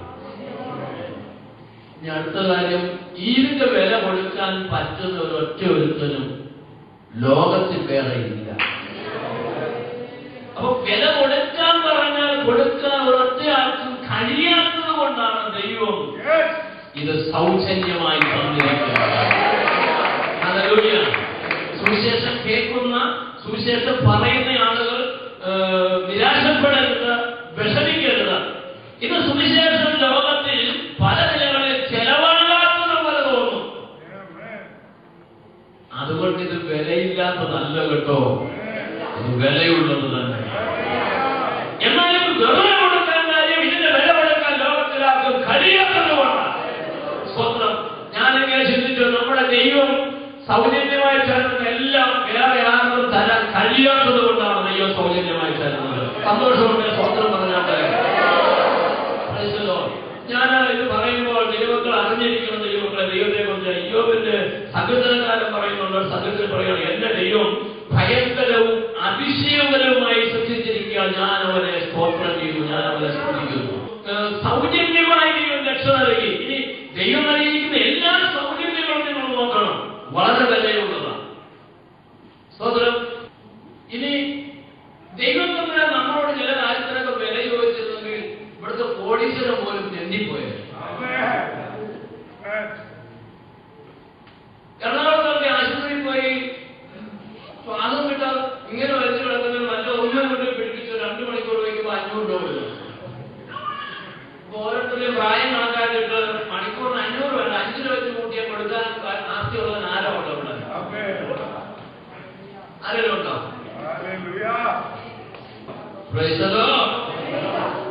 നന്ദി പറയുക ദൈവത്തിന്. ഞാൻ പറഞ്ഞതിന്റെ സാരം ഇത്രയും സന്തോഷവും പ്രത്യാശയും വിടുതലും നൽകി ഈ സമാധാനം അനുഭവിക്കാൻ ദൈവം നമ്മെ സഹായിക്കുന്ന ബോധ്യമുള്ളവരാണെന്ന് ഭംഗിയോടെ ദൈവത്തെ സ്തുതിക്കുകയാണ്. ഞാൻ പറഞ്ഞത്, ഈ കർമ്മങ്ങൾ, പൂജകളെല്ലാം ഞങ്ങളുടെ വീട്ടിൽ ചെയ്തു തീർത്തു. എല്ലാം എടുത്ത് വർക്കലയിലുള്ള പാപനാശിനി കടലിൽ കൊണ്ടുപോയി ഒഴുക്കി കുളിച്ചു കയറി അമ്പലങ്ങളിൽ, ക്ഷേത്രങ്ങളിൽ വഴിപാടുകളെല്ലാം ഇട്ടു. വീട്ടിൽ തിരിച്ചു വന്നു. ദോഷമെല്ലാം മാറി, ദൈവം ഞങ്ങളെ അനുഗ്രഹിച്ചു എന്ന് വിശ്വസിച്ചുകൊണ്ട് ജീവിക്കാൻ തുടങ്ങി. എനിക്കന്ന് 40,000 രൂപ എൻ്റെ കയ്യിൽ നിന്ന് ചെലവുണ്ട്. പൈസയുടെ കണക്ക് പറയാനല്ല. എൻ്റെ അനുജൻ മരിച്ചതിന് ശേഷം ഞാൻ ആ ഹോട്ടലിനകത്ത് കയറിയിട്ടില്ല. കിട്ടിയ വിലയ്ക്ക് അത് വിറ്റ് അതിന്റെ പൈസയെല്ലാം കൂടി സംഘടിപ്പിച്ചാണ് ഈ പൂജാകർമ്മങ്ങൾ ചെയ്യുന്നത്. ഫെബ്രുവരി മാസത്തിൽ 2 മരണം കഴിഞ്ഞു. മാർച്ച് മാസത്തിൽ കർമ്മവും പൂജയെല്ലാം ചെയ്തു തീർത്തു. ദോഷങ്ങളെല്ലാം മാറിയെന്ന് വിശ്വസിച്ച് ഞങ്ങൾ ജീവിക്കാൻ തുടങ്ങി. ഞാൻ പറഞ്ഞതുപോലെ 10-40 രൂപ എനിക്ക് ചെലവായി. എൻ്റെ വീട്ടിൽ എൻ്റെ അച്ഛനമ്മയ്ക്ക് ചെലവുണ്ട്, സഹോദരങ്ങൾക്ക് ചെലവുണ്ട്. വളരെ പൈസകളെല്ലാം ചെലവാക്കി. ഇത്രയും കാര്യങ്ങൾ അന്ന് വിളിച്ച ദൈവങ്ങളുടെ പേരിൽ ചെലവാക്കി സമാധാനം അനുഭവിക്കാമെന്ന് വിചാരിച്ചു. പക്ഷേ സാധ്യമായില്ല. ചില ദിവസങ്ങൾ കഴിഞ്ഞു. കർമ്മമൊക്കെ തീർന്നപ്പോൾ പൂജാരികൾ അന്ന് എഴുതി തന്നത് ഇങ്ങനെയാണ്: ഇതെല്ലാം ചെയ്തു തീർത്താൽ 70 വർഷത്തേക്ക് ആയുരാരോഗ്യ സൗഭാഗ്യം. 70 വർഷത്തേക്ക്. 70 വർഷം പോയിട്ട് 7 വർഷം പോയിട്ട് 7 മാസം മുന്നോട്ട് പോയി. കർമ്മപൂജകളെല്ലാം ചെയ്തു തീർത്ത് ഏപ്രിൽ മാസം 24-ാം തീയതി എന്നെ കേട്ടുകൊണ്ടിരിക്കുന്ന പ്രിയരെ, അന്ന് ഒരു ദൈവങ്ങൾക്കും ഞങ്ങളെ രക്ഷിക്കാൻ കഴിഞ്ഞില്ല. ഇത്രയും ദൈവത്തെ സേവിച്ച എൻ്റെ ഭാര്യയും താൻ പ്രസവിച്ച ഒരു കുഞ്ഞും കൂടി ഏപ്രിൽ മാസം 24-ാം തീയതി ഈ ലോകത്ത് നിന്ന് മാറ്റപ്പെടുവാനിടയായി. ഇന്ന് പകൽ എന്നെ കേട്ടുകൊണ്ടിരിക്കുന്ന പ്രിയമുള്ളവരെ, എൻ്റെ അപ്പശ്ശിയുടെ മരണം കഴിഞ്ഞ് 23-ാം ദിവസം എൻ്റെ സഹോദരൻ നഷ്ടപ്പെട്ടു. അടുത്ത മാസം വളരെ ചെലവ് മുടക്കി വലിയ ഹോമങ്ങൾ വഴിപാടുകൾ ചെയ്തെങ്കിലും ഏപ്രിൽ മാസം 24-ാം തീയതി വീണ്ടും എൻ്റെ പ്രിയപ്പെട്ടവൾ എനിക്ക് നഷ്ടപ്പെട്ടു. താൻ പ്രസവിച്ച കുഞ്ഞ് നഷ്ടപ്പെട്ടു. സകലതും നഷ്ടപ്പെട്ട് സകല ആശകളും തീർന്ന് നിരാശയാൽ മുങ്ങി മരണം മാത്രം പ്രതീക്ഷിച്ചിരുന്ന കാലത്ത് ലോകരക്ഷിതാവായ കർത്താവിന്റെ ശബ്ദം എന്റെ കാതുകളിൽ മുഴങ്ങി. Hallelujah, hallelujah. വചനം പറയുന്നു, അവന്റെ ചെവി മന്ദമായിട്ടില്ല, അവന്റെ കരം കുറുകിപ്പോയിട്ടില്ല. ഇന്ന് പകൽ എന്നെ കേൾക്കുന്ന പ്രിയരെ, പ്രാർത്ഥിക്കുന്ന പ്രിയരെ, കർത്താവിന് വേണ്ടി ചെവി ചായച്ചു കൊടുക്കുന്ന പ്രിയരെ, ഹൃദയം ചായച്ചു കൊടുക്കുന്ന പ്രിയരെ, അവന്റെ ശബ്ദം നമ്മെ തേടി വരുന്നുണ്ട്. അവൻ നിന്നോട് ഇടപെടുവാൻ മതിയായ ദൈവമാണ്, നിന്നോട് സംസാരിക്കാൻ മതിയായ ദൈവമാണ്, നിന്റെ വിഷയങ്ങളെ പരിഹരിക്കാൻ മതിയായ ദൈവമാണ്, നിന്റെ കരം നിന്നെ തൊടുവാൻ ശക്തമാണ്, നിന്റെ ഏത് വിഷയത്തിനും പരിഹാരം അയക്കുവാൻ യേശു വിടുവിക്കുവാൻ ശക്തനായ ദൈവമാണ്. പ്രിയമുള്ളവരെ, കർമ്മപൂജയെല്ലാം ചെയ്തു തീർത്ത് ഏപ്രിൽ മാസം 24-ാം തീയതി വന്നപ്പോൾ എന്റെ ജീവിതം ഒന്നുകൂടി നഷ്ടത്തിലേക്ക് മാറി. ഇങ്ങനെ കർമ്മങ്ങളൊക്കെ ചെയ്യുവാൻ ഞാൻ ബന്ധപ്പെട്ട് നടക്കുന്ന സമയത്ത് മാർച്ച് മാസത്തിൽ എന്റെ വൈഫിന്റെ പേര് മിനി എന്നാണ്. പാലായിലാണ് തന്റെ വീട്. അവിടെ നിന്നും വൈഫിന്റെ അമ്മച്ചിയും ഒരു സഹോദരിയും കൂടി ആ സമയത്ത് എന്റെ വീട്ടിൽ വന്നിട്ട് വൈഫിനോട് സുവിശേഷം പറഞ്ഞു കാണാൻ സാധ്യതയുണ്ട്. അവർക്ക് ബൈബിൾ കൊടുത്തിട്ട് പോയി. എന്റെ വൈഫ് ദിവസവും നെയ്യുവാനും ബൈബിൾ വായിക്കാൻ തുടങ്ങി. ഒരു ദിവസം രാത്രിയിൽ ഞങ്ങൾ ഒരുമിച്ച് മുറിയിൽ കിടക്കുന്ന സമയത്ത് എന്റെ ഭാര്യയോട് പറഞ്ഞു, വേദപുസ്തകം വായിക്കണം, കർത്താവിനോട് പ്രാർത്ഥിക്കണം, യേശു നമ്മെ രക്ഷിക്കും. ഞാൻ പറഞ്ഞു, നമ്മൾ ധാരാളം പ്രാർത്ഥിക്കുന്നുണ്ടല്ലോ, നീ പ്രാർത്ഥിച്ചോ, കുഴപ്പമൊന്നുമില്ല, വിലക്കിയില്ല, ഞാൻ പ്രാർത്ഥിച്ചോളാൻ പറഞ്ഞു. 1-2 ദിവസം കൂടി മുന്നോട്ട് കടന്നുപോയി. അടുത്ത ദിവസവും എന്റെ ഭാര്യ എന്നോട് പറഞ്ഞു, ഇന്നലെ രാത്രിയിൽ ദൈവം എന്നോട് ഇടപെട്ടു, ദൈവം എന്നോട് സംസാരിച്ചു, ഞാനല്ലാതെ അന്യ ദൈവങ്ങൾ നിങ്ങൾക്കുണ്ടാകരുത്. ഞാൻ പറഞ്ഞു, എനിക്ക് ഒത്തിരി അമ്പലങ്ങളിൽ പോയി പരിചയമുണ്ട്, പക്ഷെ ദൈവം സംസാരിച്ചതായിട്ട് ഞാൻ ഇതുവരെ കേട്ടിട്ടില്ല. 2 മരണങ്ങളെല്ലാം നമ്മുടെ വീട്ടിൽ നടന്നതുകൊണ്ട്, മനസ്സ് സ്വസ്ഥമല്ലാത്തതുകൊണ്ട് എന്തെങ്കിലും നിനക്ക് തോന്നലാണിത്, വെളിയിൽ ആരോടും പറഞ്ഞേക്കരുത്, എനിക്കത് നാണക്കേടാണ്, അതുകൊണ്ട് മേലാൽ ഇത് നീ ആരോടും പറയരുത്, ഞാനവിടെ ശാന്തമാക്കാൻ ശ്രമിച്ചു. പക്ഷേ അടുത്ത ദിവസവും താൻ എന്നോട് പറഞ്ഞു, വാസ്തവമായിട്ടും ദൈവം എന്നോട് സംസാരിക്കുന്നു, ദൈവം എന്നോട് ഇടപെടുന്നു, ഞാനല്ലാതെ അന്യദൈവം നിങ്ങൾക്ക് ഉണ്ടാകരുത്, യാതൊരു വിഗ്രഹത്തെയും വണങ്ങരുത്, നമസ്കരിക്കരുത്. 3-മതും ദൈവം എന്നോട് ഇടപെട്ടു. ഈ സമയം നിങ്ങൾ ഓർക്കണം, ഞാൻ ഗുരുവായൂരിൽ പോയി ഇത്രയും പൊക്കമുള്ള ഗുരുവായൂരപ്പനെ ഗണപതിനെ ഒക്കെ വാങ്ങിച്ച് വീട്ടിൽ കൊണ്ടുവന്ന് ഹോമത്തിന് തയ്യാറാക്കിക്കൊണ്ടിരിക്കുന്ന സമയത്താണ് ദൈവം ഈ മെസ്സേജ് പറയും. വിശ്വസിക്കാൻ പറ്റുമോ? വിശ്വസിക്കേണ്ടത്. ഈ വാക്കുകൾ പൂർണ്ണമായി അംഗീകരിക്കാൻ കഴിയാതെ ഞാൻ എന്റെ ക്രമീകരണത്തിലേക്ക് വീണ്ടും നീങ്ങി. 4-മതും ദൈവം തന്നോട് ഇടപെട്ടു. തനിക്ക് ജീവിതത്തിൽ വരാനിരിക്കുന്ന സാധ്യതകളെ കുറിച്ച് ദൈവം തന്നോട് ഓർപ്പിച്ചു. ഒന്നും വേണ്ടതുപോലെ പരിഗണിക്കുവാൻ കഴിയാതെ മുന്നോട്ട് ദിവസങ്ങൾ കടന്നുപോയി. കർമ്മങ്ങൾ, പൂജകൾ എല്ലാം ചെയ്തു തീർന്നു. ഏപ്രിൽ മാസം 24-ാം തീയതി അന്ന് എന്റെ വൈഫ് പ്രഗ്നന്റ് ആണ്. ചെറിയൊരു വേദന തോന്നി. വൈക്കത്തുള്ള ഹോസ്പിറ്റലിൽ എന്റെ വൈഫിനെ കൊണ്ടുവന്ന് അഡ്മിറ്റ് ചെയ്തു. ഡോക്ടർമാർ വളരെ വേണ്ടപ്പെട്ടവരുണ്ട്. വൈഫിന്റെ അമ്മയുടെ ചേച്ചി, അവിടെ ഹെഡ് നേഴ്സ് ആയിട്ടുണ്ട്, വല്യേച്ചി എന്നാണ് ഞങ്ങൾ വിളിക്കുന്നത്, വല്യേച്ചിയുണ്ട്. എല്ലാ സ്വാധീനതകളും ഉണ്ട്, പൈസയ്ക്ക് ബുദ്ധിമുട്ടില്ല. ഹോസ്പിറ്റലിലൊക്കെ ഡോക്ടറെല്ലാം പരിശോധിച്ചു, അവിടെ അഡ്മിറ്റ് ചെയ്തു. കാര്യങ്ങളെല്ലാം ക്രമീകരിച്ച് ഞങ്ങൾ മുന്നോട്ട് പോകാൻ തുടങ്ങി. 4 മണിയായപ്പോൾ എൻ്റെ കൂടെയുള്ള മോൾ രശ്മി മോള്, ഞങ്ങളുടെ മോൾ 3.5 വയസ്സുണ്ട്. അവർക്ക് വൈഫിനും വൈഫിന്റെ അമ്മച്ചിക്കൊക്കെ ഞാൻ ചായ വാങ്ങിച്ചു കൊടുത്ത് കൂടെ നിന്നവരോടൊക്കെ പൊക്കോ വിശേഷമൊന്നുമില്ലെന്ന് പറഞ്ഞ് എല്ലാവരും പറഞ്ഞു കൊടുത്ത് ഞാനും കൂടെ നിൽക്കുക. സമയം വീണ്ടും മുന്നോട്ട് പോയി. 6 മണി കഴിഞ്ഞപ്പോൾ ചെറിയൊരു വേദന വീണ്ടും തോന്നി. പെട്ടെന്ന് ഡോക്ടർമാർ വന്ന് പരിശോധിച്ച് തിയേറ്ററിലേക്ക് എൻ്റെ വൈഫിനെ കൊണ്ടുപോയി. സമയം അല്പം കൂടി മുന്നോട്ട് പോയിട്ടുണ്ട്. ഒരു 6:45, 7 മണി ആകുന്ന സമയത്ത് ചെറിയ ചാറ്റമഴ, ഏപ്രിൽ നല്ല സമയം, നല്ല വെയിൽ ടൈമാണ്. പെട്ടെന്ന് ഒരു കാറും കാറ്റും കൂടി വന്ന് കറണ്ട് അങ്ങോട്ട് നഷ്ടപ്പെട്ടു. തിയേറ്ററിനകത്തുനിന്ന് വിദേശി ഓടി വന്നിട്ട് പറഞ്ഞു, ആൺകുട്ടിയാണ്, പക്ഷെ വേണ്ടതുപോലെ അതിനൊരു അനക്കം കാണുന്നില്ല, ഞങ്ങൾ ട്രൈ ചെയ്യുന്നുണ്ട്, ചില മരുന്ന് വാങ്ങി കൊടുക്കാൻ പറഞ്ഞു. അതെല്ലാം വാങ്ങിച്ചു കൊടുത്തു. ഡോക്ടർമാരെല്ലാം പെട്ടെന്ന് ഓടി തീർന്നുകൊണ്ടു. വീണ്ടും സമയം മുന്നോട്ട് പോയി. 7 മണി 7:15 സമയം മുന്നോട്ട് പോയപ്പോൾ വിദേശി വീണ്ടും ഓടി വന്നിട്ട് പറഞ്ഞു, മോനെ കറണ്ട് ഇവിടെ ഇല്ല, ജനറേറ്റർ വർക്ക് ചെയ്യുന്നില്ല, മെഴുകുതിരി കത്തിച്ചു വെച്ചാണ് സ്റ്റിച്ച് ചെയ്തുകൊണ്ടിരിക്കുന്നത്, ബ്ലീഡിങ് നിൽക്കുന്നില്ല, ഒരു ഓപ്പറേഷൻ അത്യാവശ്യമാണ്, ഇവിടെ അതിനിപ്പോൾ ഒക്കുന്നില്ല, മേഴ്സി ഹോസ്പിറ്റലിൽ വിളിച്ച് പറഞ്ഞിട്ടുണ്ട്, അങ്ങോട്ട് കൊണ്ടുപോകാൻ പെട്ടെന്ന് ഒരു ആംബുലൻസോ വണ്ടിയോ വിളിച്ചുകൊണ്ട് വരണം. ഞാൻ ആ ചാറ്റമഴയത്ത് വളരെ ഭാരപ്പെട്ട് നിൽക്കുന്ന സമയത്ത് ഒരു 7:15 മണി കഴിഞ്ഞു കാണും. വൈക്കത്ത് ടൗണിലേക്ക് ഞാൻ ഓടി ഇറങ്ങി ഒരു വണ്ടി വിളിക്കാൻ. ഇവിടെ ഇരിക്കുന്നവർക്കൊക്കെ അറിയാമായിരിക്കും വൈക്കം. ഹോസ്പിറ്റലിൽ നേരെ ഇറങ്ങി ബോട്ടിന്റെ അവിടെ നിന്ന് കിഴക്കോട്ട് അമ്പലത്തിന്റെ പടിഞ്ഞാറ് നട വരെ ഓടിയിട്ടും ഒരു വണ്ടി പോലും എനിക്ക് ലഭിച്ചില്ല.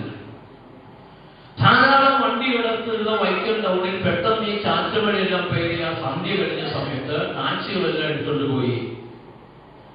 തിരിച്ച് അവിടുന്ന് വീണ്ടും ഓടി ഇങ്ങോട്ട് വരുമ്പോൾ സൂര്യ ജൂവലറിയിൽ ഇരിക്കുന്ന സുരേഷിന്റെ സ്നേഹിതനാണ്. ഞാൻ പറഞ്ഞു, നിന്റെ മാരുതി വാൻ എനിക്കൊന്ന് വേണം, എന്റെ വൈഫിനെ കൊണ്ടുപോകാനാണ്. പെട്ടെന്ന് പറഞ്ഞു, ചേട്ടൻ ഇപ്പോൾ വീട്ടിലോട്ട് കൊണ്ടുപോയത്, ഇപ്പൊ വിളിക്കാം. ചെന്ന് ഫോൺ ഡയൽ ചെയ്തു, പക്ഷേ ഫോൺ വർക്ക് ചെയ്യാതെ വന്നു. പ്രിയപ്പെട്ടവരെ, ഞാൻ അവിടെ നിന്ന് ഓടി ഒരുവിധം നടന്നു ഓടി വൈക്കം ബേക്കറിയുടെ മുമ്പിൽ വന്നത് എനിക്കറിയാം. എന്റെ തല ചുറ്റി ഞാൻ ആ മണ്ണിൽ വീഴുവാനിടയായി തീർന്നു.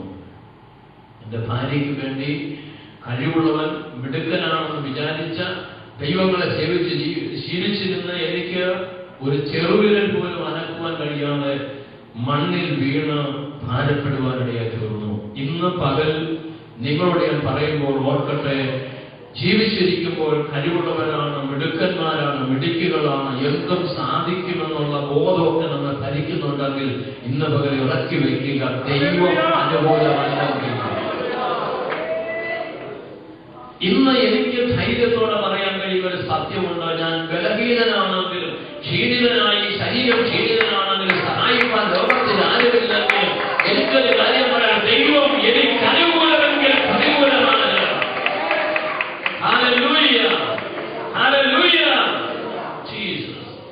എന്നെ കേൾക്കുന്ന പ്രിയരെ, ഒരു ചെറുവിരൽ കൊണ്ടുപോലും എനിക്ക് സഹായിക്കാൻ കഴിയാതെ മണ്ണിൽ ഞാൻ കുഴഞ്ഞു വീണു. ആരോ കൊണ്ടുവന്നതിന്റെ മുഖത്ത് വെള്ളം ഒഴിച്ച് ഞാൻ എഴുന്നേറ്റ് വരുമ്പോൾ, പേടിക്കണ്ട, വണ്ടി വന്നതിൽ കയറ്റി വൈഫിനെ ഹോസ്പിറ്റലിലേക്ക് കൊണ്ടുപോയിട്ടുണ്ട്. പെട്ടെന്ന് വേറെ വണ്ടികളെല്ലാം അവർ വിളിച്ചു വരുത്തി. ഏതോ ഒരു വണ്ടിയിൽ എന്നെയും കയറ്റി. വണ്ടിയിൽ ഇരുന്ന് ഞങ്ങൾ ഒരുമിച്ച് മേഴ്സി ഹോസ്പിറ്റലിലേക്ക് പോയി. ഹോസ്പിറ്റലിന്റെ മുമ്പിൽ കൊണ്ടുപോയി വണ്ടി നിർത്തി. അവിടെ ആളുകളെല്ലാം ഇങ്ങനെ കുറച്ച് കൂടി നിൽപ്പുണ്ട്. ഞാൻ വളരെ ക്ഷീണിതനായി ആളുകളെ പകഞ്ഞു മാറ്റി ഹോസ്പിറ്റലിന്റെ അകത്തേക്ക് ഞാൻ നടന്നു ചെല്ലുമ്പോൾ എന്റെ അമ്മച്ചി വന്ന് എന്നെ കെട്ടിപ്പിടിച്ച് കരയാൻ തുടങ്ങി. കാര്യം എന്തെന്നറിയാതെ അമ്മച്ചിയുടെ കൈ ഞാൻ ഒരുവിധം പിടിവിച്ചിട്ട് അകത്തെ മുറിയിലേക്ക് കടന്നു ചെല്ലുമ്പോൾ അരണ്ട വെളിച്ചമിന മുറിയിലുള്ളൂ. എന്റെ വൈഫിന്റെ അമ്മച്ചി നിലത്ത് കിടന്ന് പൊട്ടിക്കരയുകയാണ്. എനിക്ക് മനസ്സിലായി, എന്തോ കാര്യമായ കുഴപ്പമുണ്ടായിട്ടുണ്ട്. ഞാൻ ആ മുറിയിൽ ഇങ്ങനെ പരതി നോക്കുമ്പോൾ പടിഞ്ഞാറ് വശത്തുള്ള ഭിത്തിയോട് ചേർന്ന് ഒരു സ്ട്രെച്ചറിൽ ആരെയോ പുതപ്പ് കൊണ്ട് മൂടി കിടത്തിയിട്ടുണ്ട്. സാവകാശം ഞാൻ നടന്ന് അടുത്ത് ചെല്ലുമ്പോൾ പുതപ്പിന്റെ വെളിയിലേക്ക് നീണ്ടു കിടക്കുന്ന കാലുകൾ കണ്ടപ്പോൾ എനിക്ക് മനസ്സിലായി, എൻ്റെ പ്രിയപ്പെട്ടവൾ എനിക്ക് നഷ്ടപ്പെട്ടിരിക്കുന്നു. ഇന്ന് പകൽ എന്നെ കേട്ടുകൊണ്ടിരിക്കുന്ന പ്രിയമുള്ളവരെ, ഞാൻ വിളിച്ച ദൈവങ്ങൾക്ക് എന്നെ രക്ഷിപ്പാൻ കഴിഞ്ഞില്ല. എന്റെ കർമ്മങ്ങൾക്ക്, പൂജകൾക്ക് എന്നെ രക്ഷിപ്പാൻ, എന്റെ കുടുംബത്തെ രക്ഷിപ്പാൻ കഴിഞ്ഞില്ല. വിഷയങ്ങളുടെ നടുവിൽ സാരമില്ല എന്ന് പറഞ്ഞ് എന്നെ ആശ്വസിപ്പിക്കുന്ന എന്റെ പ്രിയപ്പെട്ടവരുടെ നാവ് പോലും ചലനമിച്ചു പോയ രാത്രിയിൽ എനിക്ക് പിടിച്ചു നിൽക്കാൻ കഴിഞ്ഞില്ല. എനിക്ക് ജനിച്ച കുഞ്ഞ് ഈ ലോകത്തിലെ വെളിച്ചം കാണാതെ മാറ്റപ്പെട്ടു പോയി. സകലതും എനിക്ക് പ്രതികൂലമായി തോന്നിയ ആ രാത്രിയിൽ എന്റെ തലയിൽ അഗ്നിപർവ്വതം പൊട്ടുന്നത് പോലെ എനിക്ക് തോന്നി. ഇനി ജീവിച്ചിട്ട് കാര്യമില്ല എന്ന് ഞാൻ ചിന്തിച്ചിട്ട് ആശുപത്രിയുടെ മുകളിൽ നിന്ന് ചാടി മരിക്കണമെന്ന് തീരുമാനിച്ച് ഞാൻ എന്റെ ഉള്ള കഴിവ് കൊണ്ട് ഞാൻ സ്റ്റെപ്പുകൾ കയറി ഞാൻ മുകളിലേക്ക് ഓടിപ്പോകുമ്പോൾ ആരോ തന്നെ പിടിച്ച് കൊണ്ടുകൊണ്ട് എന്നെ കെട്ടി വണ്ടിക്കകത്തിട്ട് എന്റെ വീട്ടിൽ കൊണ്ടുവന്ന് എന്നെ പൂട്ടിയിട്ടത് ഇന്ന് ഞാൻ ഓർക്കുന്നു. എന്നെ കേട്ടുകൊണ്ടിരിക്കുന്ന പ്രിയമുള്ളവരെ, ഞാൻ ആ മുറിക്കകത്ത് കിടക്കുമ്പോൾ എന്റെ മുറിയുടെ ജനലിലൂടെ പുറത്തേക്ക് നോക്കി കണ്ട കാഴ്ചകൾ എന്റെ കണ്ണിൽ നിന്നും നടന്നിട്ടില്ല. അടുക്കി വെച്ച വിറകിന് മീതെ എന്റെ പ്രിയപ്പെട്ടവൾ കത്തി അമരുന്നത് കണ്ട് തളർന്നൊരു ഹൃദയത്തിരിപ്പുണ്ട്. ലോകത്തിൽ വിളിച്ച ദൈവങ്ങൾക്കോ, എന്റെ അപ്പനമ്മമാർക്കോ, സഹോദരങ്ങൾക്കോ, എന്റെ കൂട്ടുപ്രവർത്തകർക്കോ എന്നെ ആശ്വസിപ്പിക്കുവാൻ കഴിഞ്ഞില്ല. ഇന്ന് പകൽ എന്നെ കേൾക്കുന്ന പ്രിയമുള്ളവരെ, സമാധാനമില്ലാതെ ഭാരപ്പെട്ട് നിലവേർപ്പെട്ട് ആ മുറിക്കകത്തിരുന്ന് തലയ്ക്ക് ഭ്രാന്ത് പിടിച്ച് ഒരു ഭ്രാന്തനെ പോലെ അലറി പുറത്തു വരുമെന്ന് വിചാരിച്ച് ഭയപ്പെട്ടു പോയ സാഹചര്യം എന്റെ ജീവിതത്തിലുണ്ട്. ഇന്ന് പകൽ എന്നെ കേട്ടുകൊണ്ടിരിക്കുന്ന പ്രിയരെ, ഭ്രാന്ത് പിടിച്ചൊരു ഭ്രാന്തനായി വൈക്കത്ത് അലഞ്ഞ് നടക്കുന്നതിന് മുമ്പ് ജീവിതം അവസാനിപ്പിക്കണമെന്ന് ആഗ്രഹിച്ച നിമിഷങ്ങൾ എന്റെ മുമ്പിലുണ്ട്.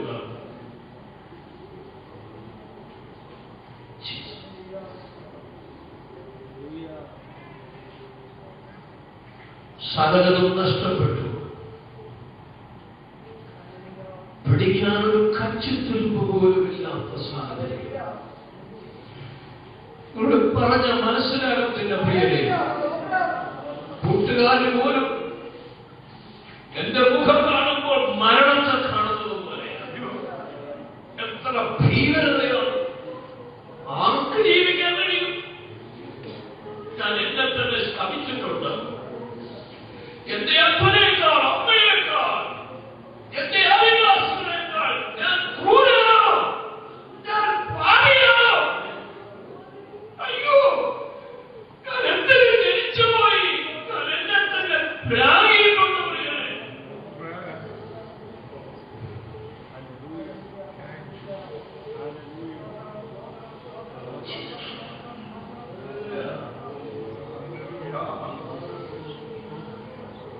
പിടിച്ചിരിക്കാൻ കഴിഞ്ഞില്ല. കഥകൾ തുറന്നതിന്റെ അമ്മാവൻ 3.5 വയസ്സുള്ള എന്റെ മോളെ കൊണ്ടുവന്ന് എന്റെ മടിയിലിരുത്തി. നീ മോളെ മുഖത്ത് നോക്ക്, ഈ കുഴപ്പമൊന്നും കാണിക്കരുത്, കമ്മയില്ല. അപ്പോഴും നഷ്ടപ്പെട്ടാൽ ഈ കുഞ്ഞിന്റെ ഗതിയുണ്ടാവും. എന്റെ പ്രിയരെ, മരിക്കാനും മരിക്കാതിരിക്കാനും കഴിയാത്ത നിലയിൽ ഞാൻ പകരുകയായിരുന്നു. ഒരു മാനുഷികമായ വാക്കുകൾക്ക് വേണ്ടി ആശ്വസിപ്പിക്കാൻ കഴിഞ്ഞില്ല.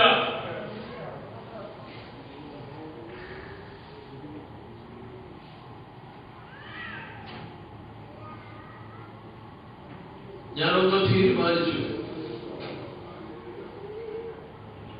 അന്ന് രാത്രിയിൽ ബ്ലേഡ് എടുത്ത് ഞരമ്പ് മുറിച്ച് മരിക്കാൻ ഞാൻ തീരുമാനിച്ചു. ഇനി ജീവിക്കാനൊക്കത്തില്ല. ഒരു ഭ്രാന്തനാകുന്നതിന് മുമ്പിലേക്ക് മരിക്കണം. മോളെ ഞാൻ ഉറക്കി എന്റെ കട്ടിലിൽ കിടത്തി. സാവകാശം കട്ടിലിൽ നിന്ന് ഞാൻ കാല് താഴെ വെച്ച് മേശയുടെ അടുക്കലേക്ക് നടക്കാൻ ഒരുങ്ങുമ്പോൾ എന്റെ ഭാര്യ വായിച്ചു വരുന്ന വേദപുസ്തകം മേശപ്പുറത്ത് നീങ്ങുകയാണ്.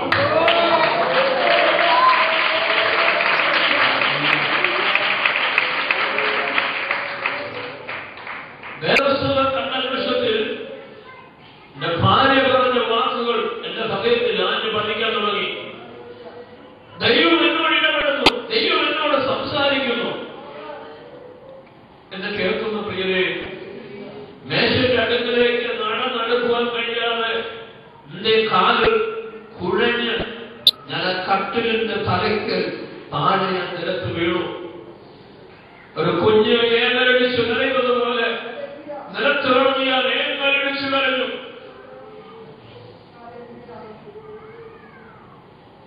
അന്ന് രാത്രിയിൽ പ്രാർത്ഥിച്ചതൊന്നും എനിക്ക് പറയാൻ ഒക്കുകയല്ല. പക്ഷെ ഞാൻ ഇങ്ങനെ പറഞ്ഞു എന്റെ മനസ്സിൽ, എന്റെ ഭാര്യ പറഞ്ഞത് ശരിയാണെങ്കിൽ ദൈവത്തിന് സംസാരിക്കുവാൻ ഇടപെടുവാൻ കഴിയുമെങ്കിൽ യേശു എന്റെ ദൈവമാണെങ്കിൽ അയ്യോ എന്നോടൊന്ന് കരുണ ചെയ്യണമേ. എന്നെ കേൾക്കുന്ന പ്രിയരെ, എന്റെ വാക്കുകൾ തീരുന്നതിന് മുമ്പ് എന്റെ കാലിലന്ന രാത്രിയിൽ യേശുവിന്റെ ശബ്ദം മുഴങ്ങി, മകനെ ഭയപ്പെടണ്ട, ഞാൻ നിന്നോട് കൂടെയുണ്ട്, ഞാൻ നിന്നെ വിടുവിപ്പാൻ സർവശക്തനായ ദൈവമാണ്.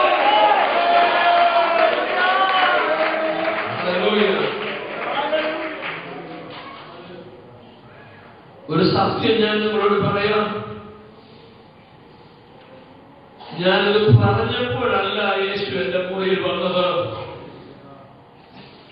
ഞാനിത് പറയാൻ മനസ്സ് വയ്ക്കാൻ എന്റെ കർത്താവ് കാത്തിരിക്കുകയാണ്.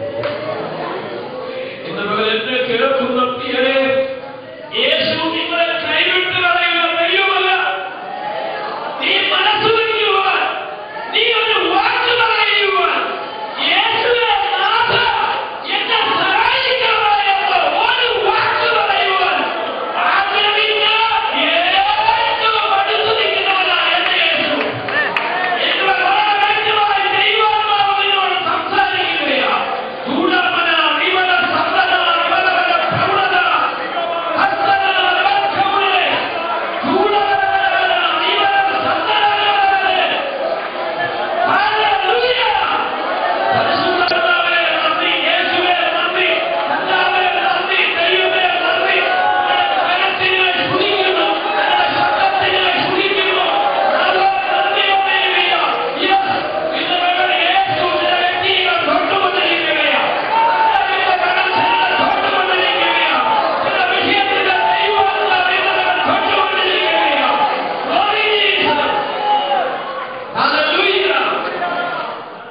സ്തോത്രം. Hallelujah, hallelujah. എന്റെ ശബ്ദത്തിന് വേണ്ടി, എന്റെ ഹൃദയം യേശുവിന് വേണ്ടി ദാഹിക്കുന്നത് കാണുവാൻ എന്റെ കർത്താവ് മുറിയിൽ എനിക്ക് വേണ്ടി വെയിറ്റ് ചെയ്യുകയാണ്. എന്നെ കേൾക്കുന്ന പ്രിയരെ, ഒരു ശബ്ദം എന്റെ കാതിൽ മുഴങ്ങുക മാത്രമല്ല, ഒരു കരം എന്നെ തൊട്ടു കരിങ്കല്ല് കയറ്റി വെച്ചതുപോലെ ഭാരം എന്റെ ഹൃദയത്തിലിരിക്കുമ്പോൾ കൈവച്ചപ്പോൾ ആ നിമിഷത്തിൽ പഞ്ഞിക്കെട്ടുപോലെ ഞാൻ ഉയരാൻ തുടങ്ങി. ഭാരം കുറഞ്ഞവനായി, ഭാരമില്ലാത്തവനായി ഉയരാൻ തുടങ്ങി. ഇന്ന് പകൽ എന്നെ കേൾക്കുന്ന പ്രിയരെ, ഞാൻ എന്റെ സമാധാനം നിങ്ങൾക്ക് തരുന്നു. ലോകം തരുന്നത് പോലെ അല്ല, എന്റെ സമാധാനം ഞാൻ നിങ്ങൾക്ക് തന്നേച്ചു പോകുന്നു. ഇത് വേദപുസ്തകത്തിലെ വാക്യമാണെങ്കിലും വായിച്ചപ്പോഴല്ല, യേശുവിന്റെ കരത്തൊട്ടപ്പോൾ ഇതെനിക്ക് അനുഭവമായി മാറുവാനാണ്. ഇന്ന് പകൽ എന്നെ കേൾക്കുന്ന പ്രിയമുള്ളവരെ, 10-18 ദിവസമായി ഉറക്കമില്ലാതെ നിരാശപ്പെട്ട, വേദനപ്പെട്ട, തളർന്ന് മരണത്തിനു വേണ്ടി ദാഹിച്ച ഞാൻ കർത്താവിന്റെ ശബ്ദം കേട്ട, കർത്താവിന്റെ ധാരികൾ അനുഭവിച്ച രാത്രിയിൽ ഞാൻ അറിയാതെ ഉറങ്ങിപ്പോകാനിടയായി. പകൽ ഞാൻ വിളിച്ചു പറയട്ടെ, എനിക്കൊരു സത്യം അറിയാം. അന്ന് ഞാൻ ഉറങ്ങിയതല്ല, തമ്പുരാന്റെ കരങ്ങളിൽ അവരെന്നെ ഉറക്കും.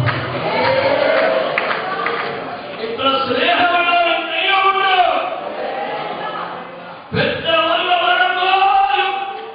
ഞാൻ മറക്കയില്ല എന്ന മലയാളത്തിന്റെ ജീവൻ എന്റെ ഹൃദയത്തിൽ വ്യാപരിക്കാൻ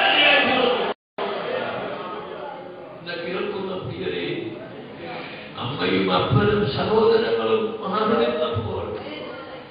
ആർക്കും എന്റെ അടുത്ത് വന്ന് ആശ്വസിപ്പിക്കുവാൻ കഴിയാതിരിക്കുമ്പോൾ യേശു എന്റെ അടുക്കൽ എനിക്ക് ആശ്വാസം നൽകി, സമാധാനം നൽകി. ഞാൻ രാത്രിയിൽ ഉറങ്ങുവാൻ ദൈവം എനിക്ക് കൃപ നൽകി. പ്രഭാതത്തിൽ വളരെ സമയം കഴിഞ്ഞു, ഒരു 11 മണിയായി കാണും. കഥവിൽ മുട്ടി വിളിച്ചു. ഞാൻ കഥവ് തുറക്കുമ്പോൾ പാലായിലുള്ള എന്റെ അമ്മച്ചിയും മറ്റൊരു സഹോദരിയും വാതിൽ നിൽക്കുകയാണ്. എന്നോട് പറഞ്ഞു, മോൻ പോയി കുളിക്ക്. കുളിച്ച് ഞാൻ വന്നപ്പോൾ അല്പം ആഹാരം തന്നു, ഞാൻ കഴിച്ചു. എന്നോട് പറഞ്ഞു, ഞങ്ങളുടെ കൂടെ വരുമോ? ആർക്കും വരുന്നാത്ത, ആര് പറഞ്ഞാലും അനുസരിക്കാത്ത, അനുസരിപ്പിക്കുന്ന സ്വഭാവമുള്ള എനിക്ക് അവരുടെ വാക്കുകൾ കേൾക്കുവാനുള്ള മനസ്സ് ദൈവം തന്നു. കർത്താവിന്റെ ശബ്ദത്തിന് മുമ്പിൽ ലഭിച്ചു കൊടുത്തു. ഒരു സത്യം ഞാൻ നിങ്ങളോട് പറയാം. സിംഹത്തിന് മാനസാന്തരപ്പെടാൻ കഴിയോ? ചിലർ പറയുമ്പോൾ ഒക്കത്തില്ലെന്ന ഒക്കും പ്രിയരേ, എന്റെ ജീവിതാനുഭവം വെച്ച് എനിക്ക് പറയാൻ കഴിയും. സിംഹത്തിന്റെ അകത്തിരിക്കുന്ന ഹൃദയത്തെ തമ്പുരാൻ പറിച്ചു മാറ്റിയിട്ട് ഒരു കുഞ്ഞാടിന്റെ ഹൃദയമെടുത്ത് സിംഹത്തിൽ വെക്കാൻ ദൈവശക്തനാണ്. ഇന്ന് മുതൽ സിംഹത്തിന്റെ പല്ലിനോ നഖത്തിനോ കണ്ണിനോ ഒന്നും മാറ്റമില്ല. പക്ഷേ അവനെ നയിക്കുന്ന ഹൃദയത്തിന് രൂപാന്തരം വരുത്തുവാൻ ദൈവം വിശ്വസ്തനായ ദൈവമാണ്. ഹല്ലേലൂയ. ഞാൻ ദൈവത്തിന് നന്ദി പറയുകയാണ്. അവരെന്നെ വിളിച്ചു. ഞാൻ അവരുടെ കൂടെ പാലായി ചെന്നു. ഒരു പ്രാർത്ഥനയുടെ നടുവിൽ അവരെന്നെ കൊണ്ടുപോയി. എന്റെ വലത് ചെവിയിൽ ആരോ വന്ന് എന്നോട് എന്തോ പറയുന്നു. ഞാൻ പെട്ടെന്ന് തിരിഞ്ഞു നോക്കുമ്പോൾ എന്റെ അടുക്കൽ ആരും നിൽക്കുന്നില്ല. വീണ്ടും ശബ്ദം കേട്ട് തിരിഞ്ഞു നോക്കുമ്പോൾ എന്റെ അടുക്കൽ ആരും നിൽക്കുന്നില്ല. എനിക്ക് മനസ്സിലായി ദൈവം സംസാരിക്കുകയാണ്. ഞാൻ അവിടെ നിന്നുകൊടുക്കാൻ തുടങ്ങി. ഞാൻ കണ്ണടച്ച് നിൽക്കാൻ തുടങ്ങിയപ്പോൾ എന്റെ ഭാവി കാര്യങ്ങളും പൂർവ്വകാലങ്ങളും എല്ലാം ദൈവം എന്നോട് വ്യക്തമായി സംസാരിക്കാൻ തുടങ്ങി. എന്റെ ജീവിതത്തിലെ പാപങ്ങളെ കുറിച്ച് ദൈവം എനിക്ക് ഓർമ്മപ്പെടുത്തി തന്നു.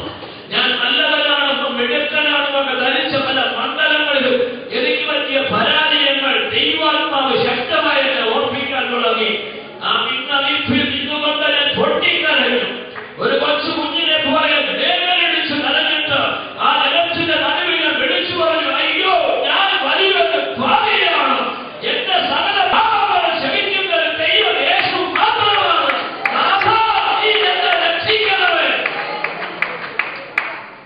അന്ന് പകല കൂട്ടത്തിൽ നിന്നുകൊണ്ട് ഞാൻ പൊട്ടിക്കരഞ്ഞപ്പോൾ ആരൊക്കെ വന്ന് എന്റെ തലയിൽ കൈവച്ച് എനിക്ക് വേണ്ടി പ്രാർത്ഥിച്ചു.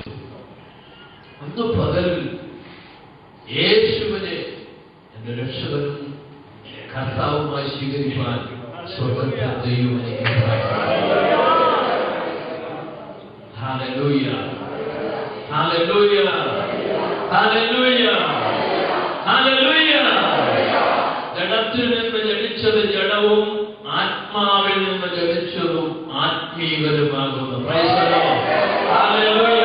ഇന്ന് പകൽ ഞാൻ നിങ്ങളോട് ഇതിനോട് ചേർന്നൊരു സന്ദേശം പറയാം.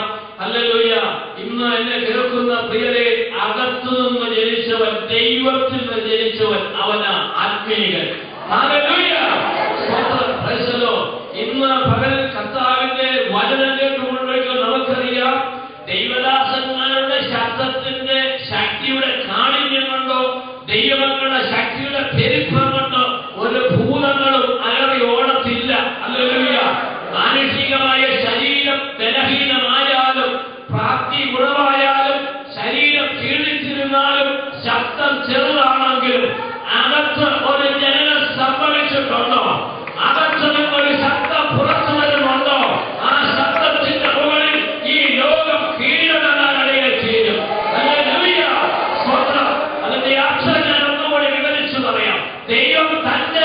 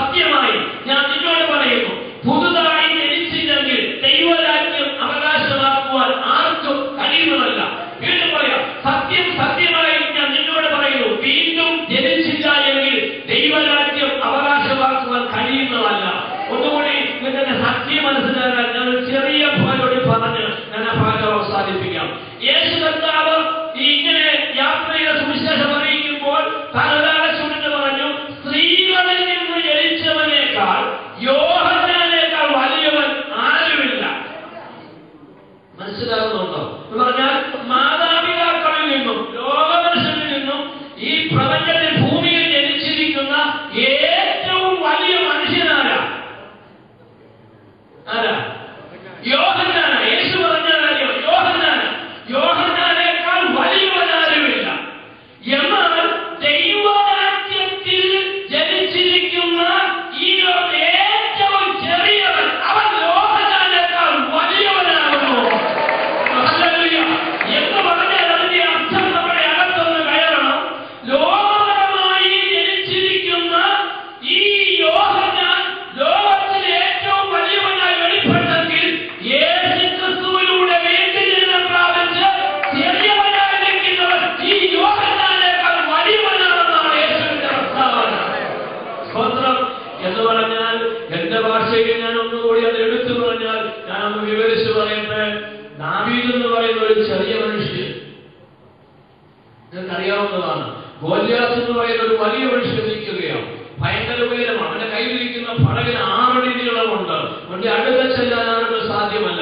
വെല്ലുവിളിച്ചു നിൽക്കുന്ന ഈ ഗോലിയാത്ത് എന്ന മല്ലന്റെ അടുക്ക ചെല്ലാൻ ശൗല് പോലും ക്ഷീണിച്ചിരിക്കുമ്പോൾ, പടനായകന്മാർ ക്ഷീണിച്ചിരിക്കുമ്പോൾ, ചെറിയവനായ ദാവീദ്, ഈ പ്രിയപ്പെട്ടവനായ ഈ ചെറിയ പുത്തൻ കുറഞ്ഞ ദാവീദ് വലിയ ആയുധമൊന്നും കയ്യിലില്ലാതെ ചെറിയൊരു 2-3 കല്ലും കവണയുമായിട്ട് സാവകാശം ഈ ഗോലിയാത്തിന്റെ നേരെ നടന്നു ചെല്ലുകയാണ്. അവന്റെ കയ്യിൽ ഒരു വടി ഉണ്ടെന്ന് തോന്നുന്നു. ആടുകളെ മേയ്ക്കുന്ന വടി അവന്റെ കോലുണ്ട്. വടിയും കോലും ഇതുമായിട്ട് നടന്നു ചെല്ലുമ്പോൾ മല്ലനായ ഗോലിയാത്ത് നിന്നുകൊണ്ട് ദാവീദിനോട് ചോദിക്കുക, ഹേ, നീ എന്തായോ വരുന്നത്? ഞാനങ്ങ് നായാണോ നീ വടിയായിട്ട് വരാൻ? നിന്നെ ഞാൻ കീറി എറിഞ്ഞു കൊടുക്കും. പറവ നിന്നെ തിന്നു എന്ന് പറഞ്ഞാൽ പീസ് പീസാക്കി എറിഞ്ഞാൽ നിരത്ത് വരാനില്ല, പറവയ്ക്ക് തിന്നാനേ ഉള്ളൂ എന്നാണ് ഗോലിയാത്തിന്റെ ചിന്ത. എന്നാൽ ദാവീദ് ഇങ്ങോട്ട് നടന്നു വരുമ്പോ പറയുകയാണ്, ഞാൻ നീ നിന്ദിക്കുന്ന എന്റെ ദൈവത്തിന്റെ, ഇസ്രായേലിന്റെ ദൈവത്തിന്റെ നാമത്തിൽ ഞാൻ വരികയാണ് എന്ന് പറഞ്ഞാൽ ഞാൻ ഉദ്ദേശിക്കുന്ന അർത്ഥം, പ്രിയമുള്ളവരെ, ലോകത്തിലെ ആളുകൾ നോക്കുമ്പോൾ, ഗോലിയാത്ത് നോക്കുമ്പോൾ, അവിടെ നിൽക്കുന്നവർ നോക്കുമ്പോൾ ദാവീദ് ചെറിയവനാണ്, ഏറ്റവും പൊക്കം കുറഞ്ഞവൻ, ഒരു കഴിവും പ്രാപ്തിയുമില്ലാത്തവൻ. എന്നാൽ ദാവീദിന് സത്യം അറിയാം, അവന്റെ അകത്ത് ദൈവത്തിന്റെ ആത്മാവ് വ്യാപരിച്ചുകൊണ്ടിരിക്കുകയാണ്. അവന്റെ അകത്ത് ഒരു പുതിയ മനുഷ്യൻ രൂപപ്പെട്ടിരിക്കുകയാണ്. എന്നാൽ ലോകം നമുക്ക് കീഴ്പ്പെടുന്നത്, ലോകശക്തി നമുക്ക് കീഴ്പ്പെടുന്നത് നമ്മുടെ പുറമേയുള്ള ശരീരത്തിലുള്ള പുറമേയുള്ള മനുഷ്യനല്ല, അകത്തെ മനുഷ്യനാണ് ഇവ കീഴ്പ്പെടാനിടയാക്കിയിരുന്നത്. പുതിയ നിമിത്തത്തിൽ അതിനൊരു മനുഷ്യനെ പറയാം, പൗലോസ് എന്ന് പറയുന്ന ഒരു മനുഷ്യൻ. നിങ്ങൾ നോക്കിക്കേ, സുവിശേഷം അറിയിച്ചുകൊണ്ട് ഫിലിപ്പിയ പട്ടണത്തിലൂടെ യാത്ര ചെയ്ത് വരുമ്പോൾ അവിടെയുള്ള ആളുകൾ പൗലോസിനെ, കൂടെയുള്ള ആളുകളെ കണ്ടിട്ട് അവിടെയുള്ള ആളുകൾ പറയുകയാണ്, ഇതാ ഭൂമിയെ കീഴ്മേൽ മറിക്കുന്നവർ ഇവിടെയും വന്നു. നിങ്ങൾ അതിന്റെ 25,000 ചതുരശ്ര മൈൽ ചുറ്റളവുള്ള ഈ ഭൂമിയെ കീഴ്മേൽ മറിക്കുവാൻ കഴിയുന്നവനാണോ ഈ പോകുന്ന ചെറിയ പൗലോസ്? എന്നെ കേൾക്കുന്ന പ്രിയരെ, അവരുടെ പുറമേലുള്ള ശരീരത്തിന്റെ കാര്യമല്ല, അവരുടെ അകത്ത് വ്യത്യാസം വരുത്തിയവരാണ് സർവശക്തനായ ദൈവം. ഇന്ന് പകലിൽ ഞങ്ങളുടെ വാക്കുകൾ പരിമിതപ്പെടുത്തിക്കൊണ്ട് വിളിച്ചു പറയുന്നതിന്റെ സത്യം എന്താണെന്ന് അറിയാമോ? എന്റെ അകത്ത് ഒരു പുതിയ ജനനം നൽകി യേശുക്രിസ്തുവിന്റെ പൈതലായി ജീവിപ്പാൻ സ്വർഗത്തിലെ ദൈവം എനിക്ക് ഭാഗ്യം നൽകി. സന്തോഷമുള്ളവർ സ്തോത്രം പറഞ്ഞാണ്. എന്റെ കർത്താവിന്റെ വചനങ്ങൾ പഠിക്കുവാൻ കൃപ നൽകി, വചനമനുസരിച്ച് സ്നാനപ്പെടുവാൻ സഹായിച്ചു. ഡിസംബർ മാസം 30-ാം തീയതി പരിശുദ്ധാത്മാവിനാൽ ദൈവം എന്നെ നിറച്ചു.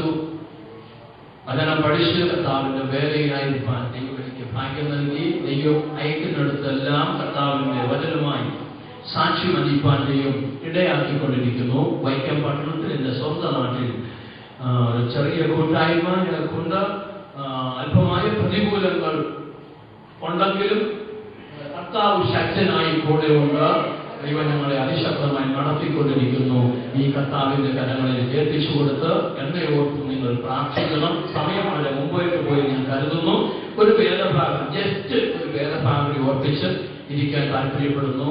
മർക്കോസിന്റെ സുവിശേഷം 1-ാം അധ്യായം 40, 41, 42. നമ്മുടെ കർത്താവായ യേശുവിന്റെ പരസ്യ ശുശ്രൂഷയുടെ കാലയളവിൽ കുഷ്ഠരോഗിയായ ഒരു മനുഷ്യൻ യേശുവിന്റെ അടുക്കൽ വന്നിട്ട് പറയുകയാണ്, നിനക്ക് മനസ്സുണ്ടെങ്കിൽ പറഞ്ഞാട്ടെ, നിനക്ക് മനസ്സുണ്ടെങ്കിൽ എന്നെ ശുദ്ധമാക്കാൻ കഴിയും.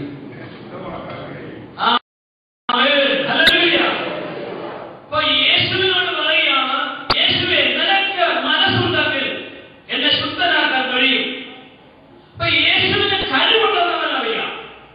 മനസ്സുണ്ടെങ്കിൽ എന്നാണ് അവൻ ആവശ്യപ്പെടുന്നത്. പറഞ്ഞു തീരുന്ന നിമിഷത്തിൽ യേശു പറയാൻ മനസ്സുണ്ട്. യേശു അവനെ കൊണ്ടു ശുദ്ധമാക എന്ന് പറഞ്ഞു.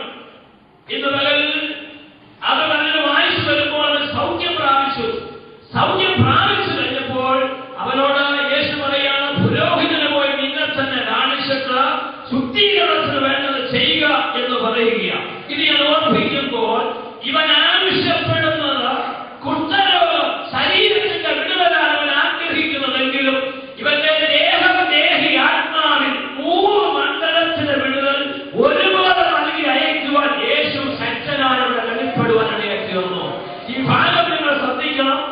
എന്നെ കുഷ്ഠരോഗം മാറി എന്നെ സൗഖ്യമാക്കാൻ നിനക്ക് മനസ്സുണ്ടെങ്കിൽ കഴിയുമെന്ന് പറഞ്ഞ നിമിഷത്തിൽ കർത്താവ് ചെയ്ത കാര്യം അവനെ കർത്താവ് തൊട്ടു. അതിനകത്ത് വലിയ കാര്യമുണ്ടോ എന്ന് നമ്മൾ ചിന്തിച്ചേക്കാം. കാര്യമുണ്ട് പ്രിയരെ. ഇസ്രായേലിന്റെ അന്നത്തെ നിയമമനുസരിച്ച് കുഷ്ഠരോഗി പാളയത്തിന് പുറത്താണ്. ആരാധനയ്ക്ക് വരാൻ സാധ്യതയില്ല. കുടുംബത്തിൽ ഒരു സ്ഥാനമില്ല. 4 പേര് കൂടി വരുന്നിടത്ത് വരാൻ സാധ്യതകളില്ല.